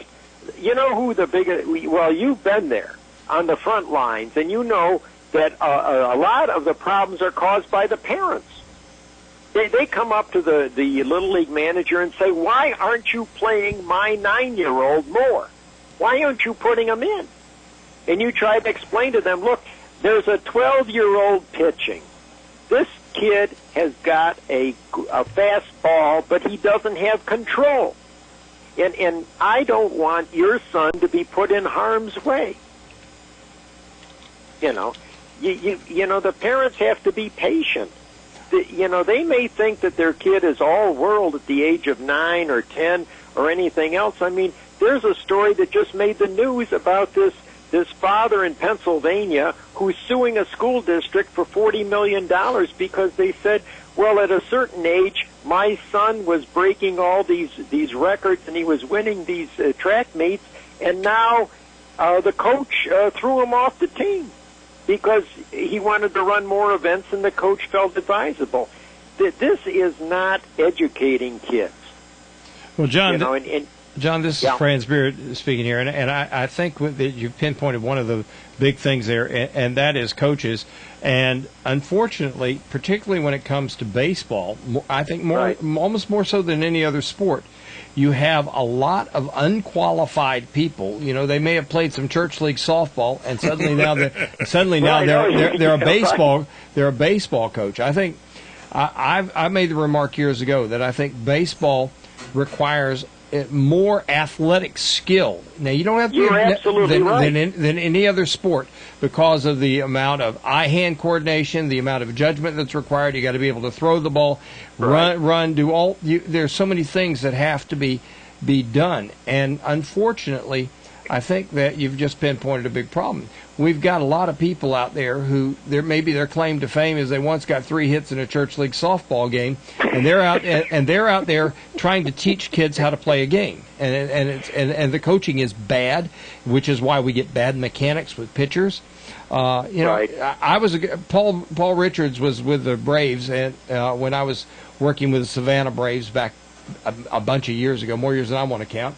And Paul Richards was a proponent of a 4-day rotation and not the 5-day. He thought the 5-day was wrong. But one of the things that he said was what we need to be doing at the younger ages, particularly up through high school, is teaching kids how to make the ball move without throwing a breaking ball. Right. You know, it is not a complicated game. It's not as complicated as they try to make it. But unfortunately, when you get down to the essence, you're going to have a hard choice. You got to say, look, I am going to believe in this system. I'm going to buy into this system, and I'm going to stick with this system. Our guest is John Greenberg. John has written books on legendary college football teams and Hall of Fame coaches. Next time we have you on, we'll talk a little about that. Author of Captain Courageous, My True Story. Okay. Author of The Grand Old Man. Scoundrels in Paradise is the latest book. Okay, Scoundrels in Paradise. Check that out, too, on Scoundrels in Paradise. They can find it and get it through Amazon and Kindle. We'll do that. And thanks for being on the program. We'll talk to you again soon. Thank you. Thank you ever so much for having me. All right. John Greenberg talking about pitch count. Stuff we don't talk about a great deal. What they're talking about right now is these blown calls. There's a story I just read on CBSSports.com. Apparently, NBA reviewing the fallout from Game 4 calls, including some of the ones we talked about. We come back. We'll discuss that right here, among other things, on Buddy Sports Page. 1370 AM, 96.3 FM, streaming live at WOCA.com. The Source. Hi, this is Tom Schmitz, the host of Buddy's Saturday Sports Page on WOCA. The Saturday Sports Page is your weekend destination for everything sports, from NASCAR to golf, baseball to boxing, and of course the best, most comprehensive football coverage on the radio. Also, you don't want to miss my weekly Are You Kidding Me rant? So join me and JJ LaSalva every Saturday morning at 10 a.m. for Buddy's Saturday Sports Page on WOCA, The Source. Hi, I'm Tom Ingram, CEO of Gateway Bank, inviting you to drop by our main office on Silver Springs Boulevard every Friday from 3 to 6 p.m. for the Community Gazette, a 3-hour show focusing on our favorite community to live and work, Ocala, Marion County. Come join us with the voice of Ocala, Buddy Martin, in the new old-fashioned bank radio studio as we discuss a variety of interesting topics on the Community Gazette on WOCA, The Source. Do you wonder why you continue to experience pain? Is your daily routine affected by your body telling you that it hurts? Let us explain why this may be happening to you every Wednesday at 11 a.m. on the Head to Toe Care Show. This is Dr. Riyad Fakuri, board-certified chiropractic orthopedist at the Fakuri Medical and Chiropractic Center, available to serve you and answer any questions that you may have. Again, that's on the Head to Toe Care Show every Wednesday at 11 a.m. right here on WOCA, The Source. Legally Yours, brought to you by Fuller & Fuller Attorneys at Law. On the air every Wednesday morning at 10:30 a.m. with John Fuller, a board-certified civil trial lawyer for over 25 years. John welcomes your questions, from business to complex family matters to legal disputes. So tune in every Wednesday morning at 10:30 a.m. for Legally Yours with John Fuller, right here on WOCA 1370 AM and 96.3 FM, The Source. Gene Powell Pasture Mowing. Our tractor services include bush hog, disking, front-end loader, box blade, and stump grinding. We also have zero-turn mowers for the smaller paddocks, aisleways, fence rows, and lawn care. Fence row spraying is also available for weed control. We are licensed and insured. Gene Powell Pasture Mowing, 352-629-2440, or online at powellgene, Gene, at yahoo.com. Gene Powell Pasture Mowing. Habitat for Humanity of Marion County is a ministry dedicated to improving lives by providing affordable and decent housing. Help them help others by visiting the Habitat for Humanity Ocala home store on Northwest 27th Avenue. To schedule a donation, give them a call and they'll come and pick it up. For more information, visit habitatocala.org. Habitat for Humanity of Marion County, building homes, building hope, building community. Here's what you may have missed on the John Tesh Radio Show. Couples who are more materialistic have less stable relationships and report lower levels of marital satisfaction. People bashing each other and making comments they would never say to somebody's face. What makes people so rude online? First is the fact that sometimes we're anonymous. Volunteers who exercised for half an hour at night fell asleep significantly faster and slept more deeply than those who didn't exercise. Intelligence for your life on the John Tesh Radio Show. Don't miss this stuff. You've got a garden and we've got a show for you called You've Got a Garden with your host, Master Gardener Carol Ann Baldwin. Carol Ann answers your questions about your flowers, your veggies, your grass, your trees, even questions about your bugs. And she's only on WOCA, so don't miss Carol Ann Baldwin and You've Got a Garden each Tuesday from 9 a.m. to 10 a.m. right here on WOCA The Source. Howdy, folks. RL here to invite you to Dairy Queen for a great new meal. Dairy Queen's now serving 3 different $5 meals. Hot dogs with chili, cheese, slaw, whatever. Quarter pound with cheese, loaded up any way you like it. Solid filet chicken tenders. And each meal comes with fries, a drink, and a sundae for only $5. You got that right. Nobody beats that deal. A great value and a great meal. So come on down to Dairy Queen at Silver Springs, where they always treat you like kings and queens. WOCA.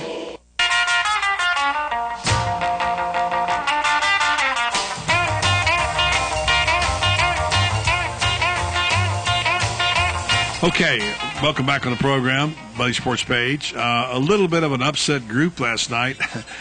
Mariano Rivera threw out the first pitch, and then he threw out the last pitch. Yeah, the last pitch, and they threw him out. Not a pretty sight, JJ. No, yesterday we talked at length about whether we think Mariano Rivera should be able to throw out the first pitch at Citi Field. He did to John Franco. Wasn't even a strike. Wasn't even a, he didn't even try. It was lame. This just in, Mariano just texted us. He didn't think it was a good idea either now. Yeah. So, fast forward 9 innings. He gives up a double, I think, to start off the inning. David Wright. No, single by David Wright. And Lucas Duda hit an RBI single to tie it. The Mets ended up rallying 2-1, I believe. And this is the first time in 700 save opportunities in his career that Mariano Rivera has blown a save without recording a single out, buddy. That's an amazing So he stat. pitched less than a third of an inning for the first time ever. Wow. I've never heard that ever Painful. before. And all places to happen right there in Citi Field. Citi Field. Could have happened worse. Fenway. That was the only other place. But. All right, guys, the story of the moment, and we're going to talk college football and tennis. One reason Fran's here. I want to talk about this NBA officials last night. story on CBS.com and Sports.com about how they're reviewing now the calls. Well, they need to. Well, of course you do. But, there's several that could be questioned. And James, apparently LeBron James made his feelings known last night. He said, I think I was straight up and down on Paul George's drive and the N1, James said. On the offensive foul against Stevenson, James said, I don't believe it was an offensive foul. I was going to set a screen, and I believe it was stationary. There was a couple of calls I didn't feel were fouls. That's the part that got him in trouble, if anything. But the bottom line is, I don't care who you are, and we've had our friend Don Rutledge on this show several times. He does some NBA consulting. You don't make that call on LeBron James, especially in that situation. France, you invoked critical officials in your time. What about that game last night? How bad was it? Worse than bad. Joey Crawford, what do you got to say?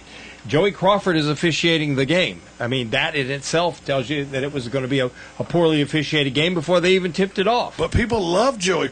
You hear he grades out well. I was listening to two people today say he's one of the best officials in the league. If he's the best official in the league, they need to get new officials. People tell me Tony Green is a good official, too, in college basketball. And he's terrible. And he's horrendous.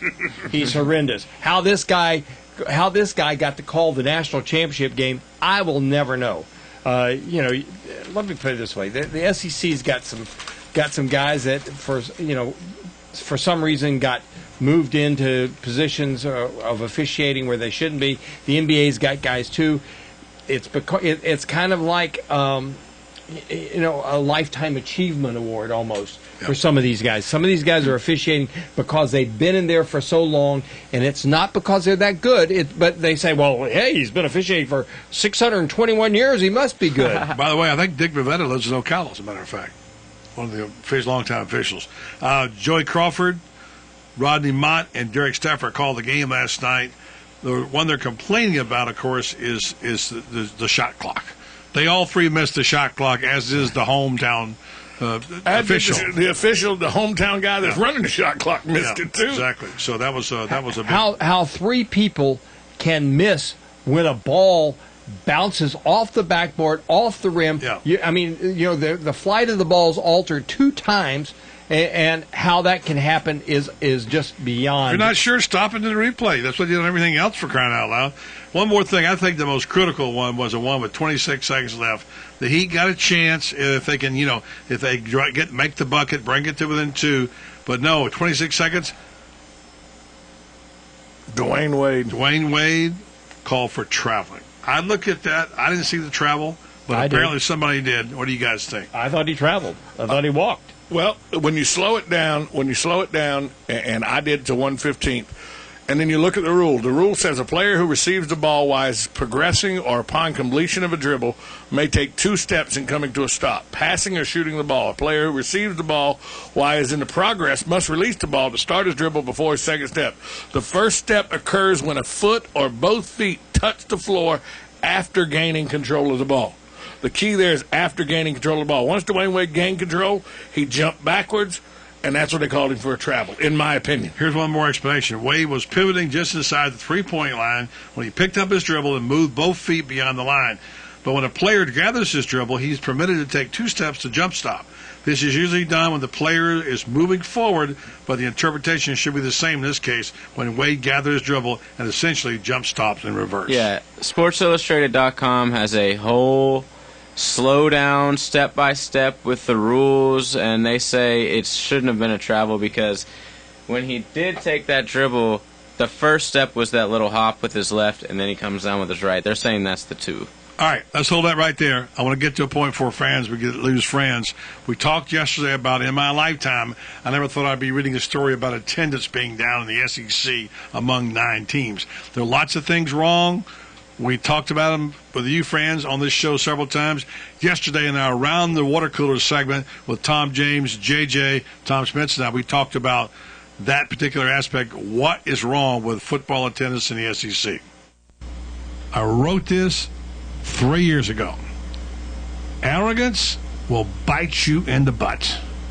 And college football, SEC particularly, and Florida in particular, has been arrogant. And let me count the ways I can go. I'm not going to go through them all now. I talk to somebody every week. I talk to somebody this weekend. Long-time Gator fan. Parents had tickets. Kids wanted to go to Florida.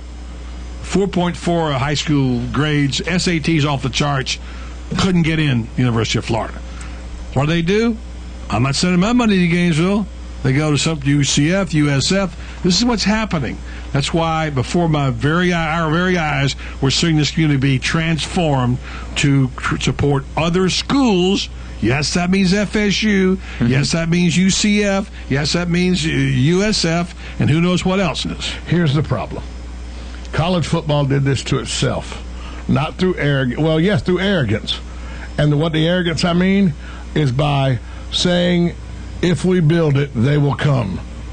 The NFL's average seating is about 80,000. They're drawing NFL numbers.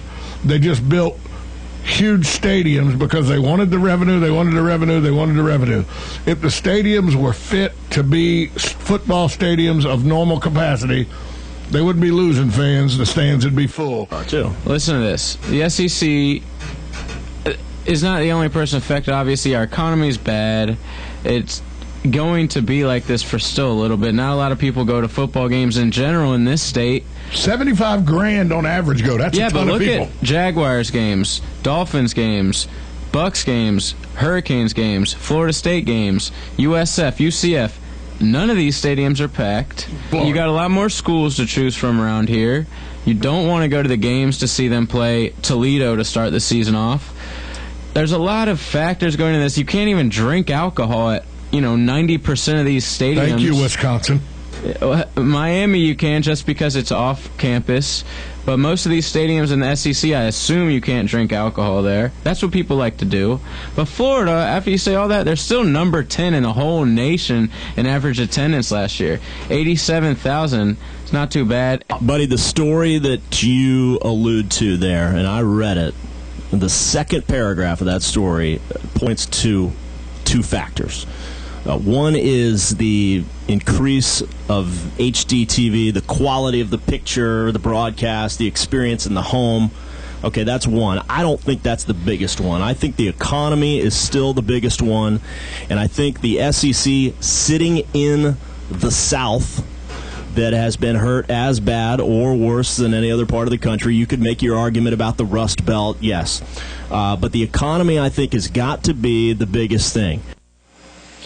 Well, the economy is part of it, but part of the economy is the fact that when you are getting booster fees that continue to go up, you have ticket prices that continue to go up, the cost of gas goes continually up, and nobody's taking this into consideration. And then throw in the fact that each year the press is further restricted from being able to write stories. People feel a disconnect with the team.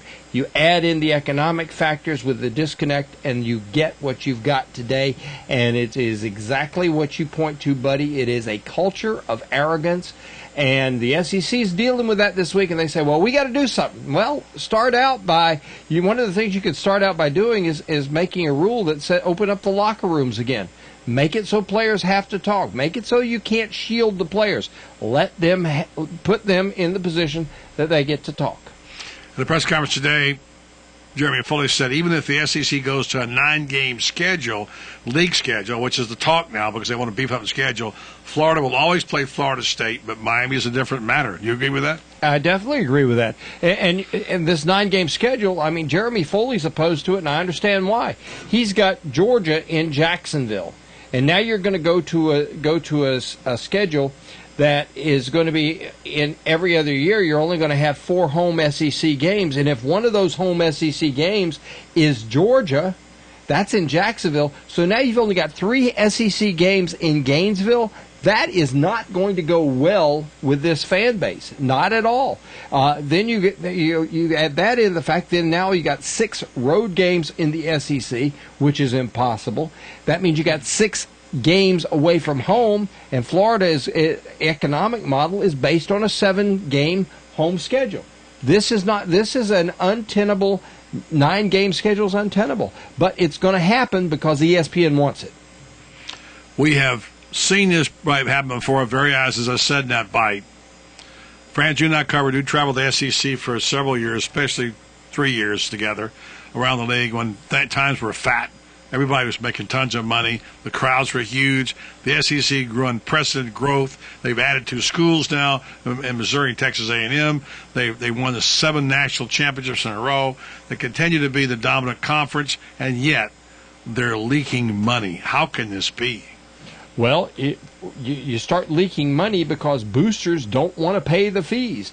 And part of the thing that's going on is all this expansion. For example, at Alabama, they've done on their campus, I think I read somewhere that it was something like $250 million worth of athletic expansion. Somebody's got to pay for that. Now, attendance helps to pay, TV helps to pay, but booster fees get raised.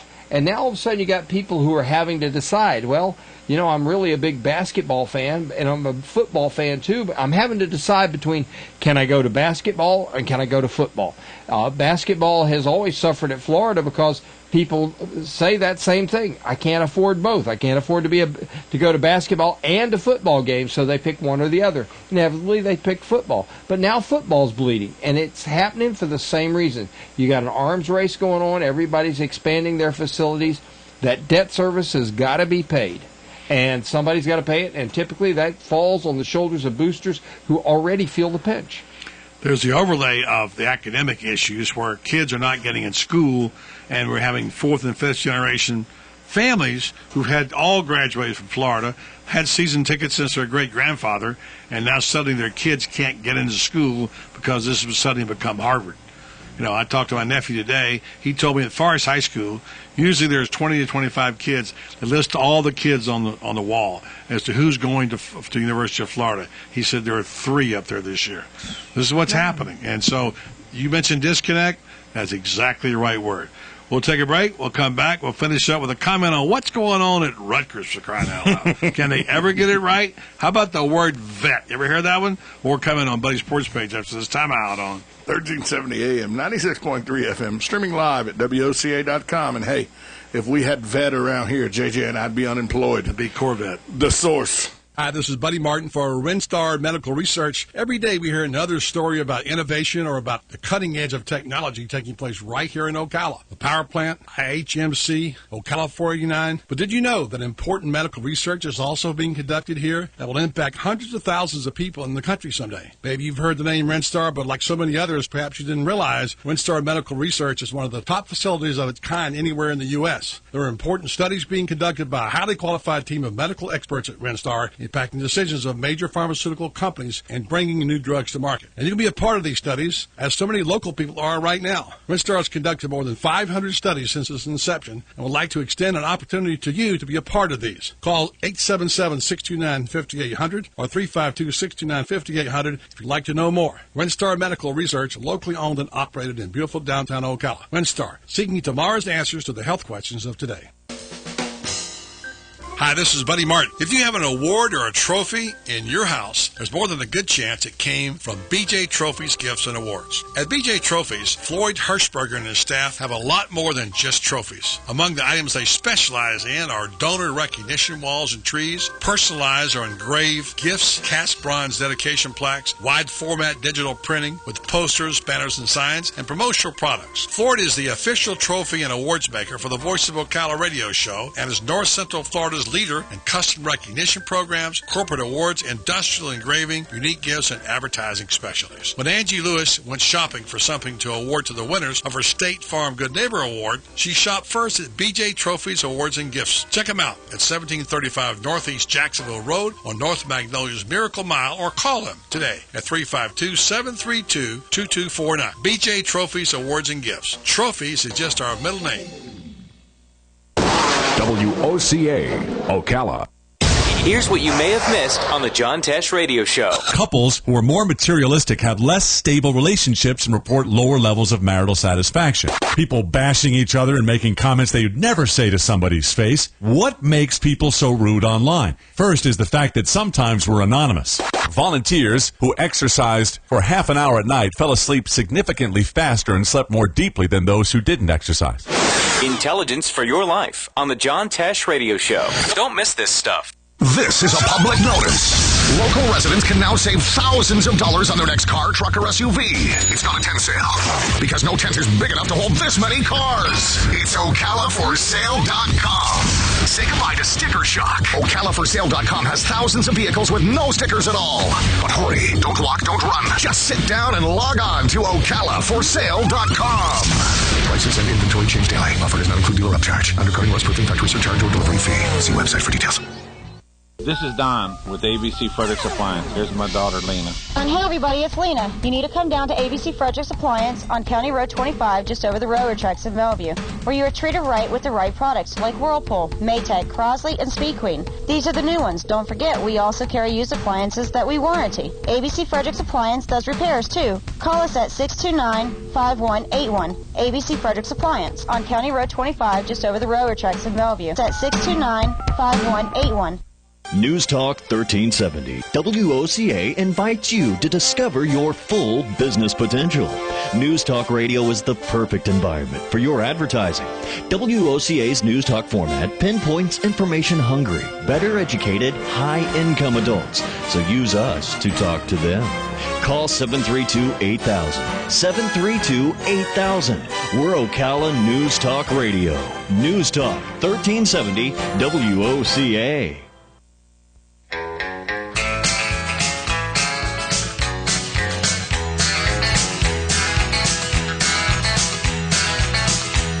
Everybody knows where you go when the sun goes. All right, a couple minutes ago here with France Beard. Rice, of course, is the coach, basketball coach. This situation at Rutgers. I mean, when you look at Jeremy Foley, you can say what you want to about him. He has a lot of critics. But look at his career he's had there for so long. And then you look at the situation of instant athletic director at Rutgers.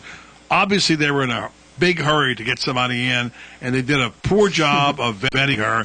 And boy, Julie Herman has become another black mark in this situation. I don't know. I don't see how that Herman's going to survive this. I'm not sure the president may have an issue to deal with, too.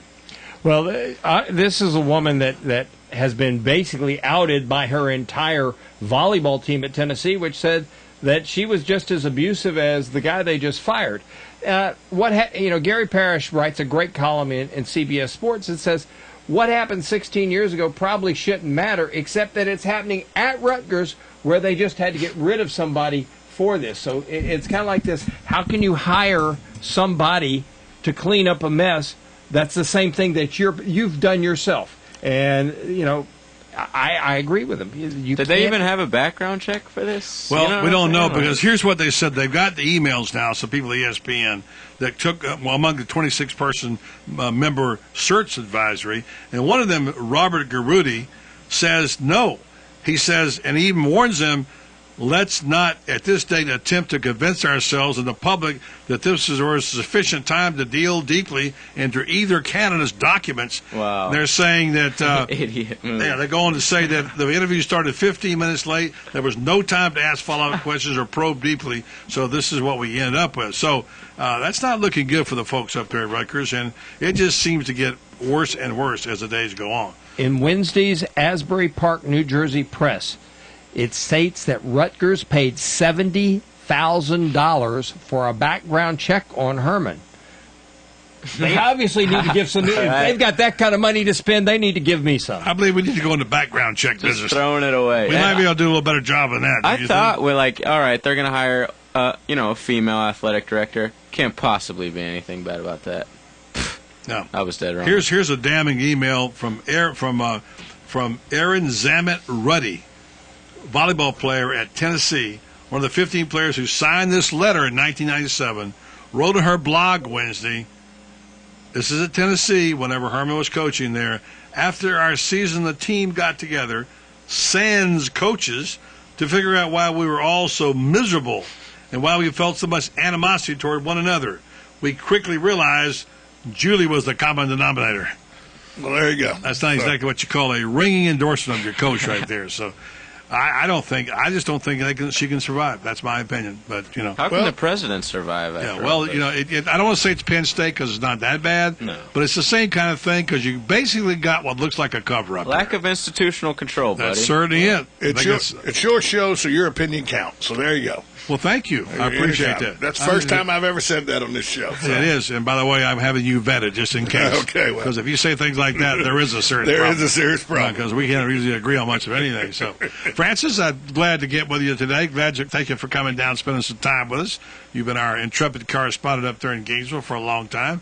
Appreciate your insights on what's going on in the world of Gator sports. And come back again. Let's do this more. Meanwhile, we'll talk to you tomorrow night again. On Talk Thursday. He's back. Again. I want to thank you, Francis. Thanks to our other guest, Fred Goodall, who joins us about 7 traits of real men. Good interview. Stand up for the dads, America. Our mayor, Kent Gwynn, always good about coming by to see us, as he did again today. We talked about a number of things, including the Symphony Hall. And John Greenberg gave us a little information on pitch count and why it was so important in baseball. I want to thank our crew back there working in the backs is Sean Down Goes Frazier working back there in the archive someplace. Of course, JJ doing the driving over there. Tom Schmitz, our intrepid reporter, now on the floor looking for wires. And thanks again to Fransbury. I'm Buddy Martin. Have a great night, everybody.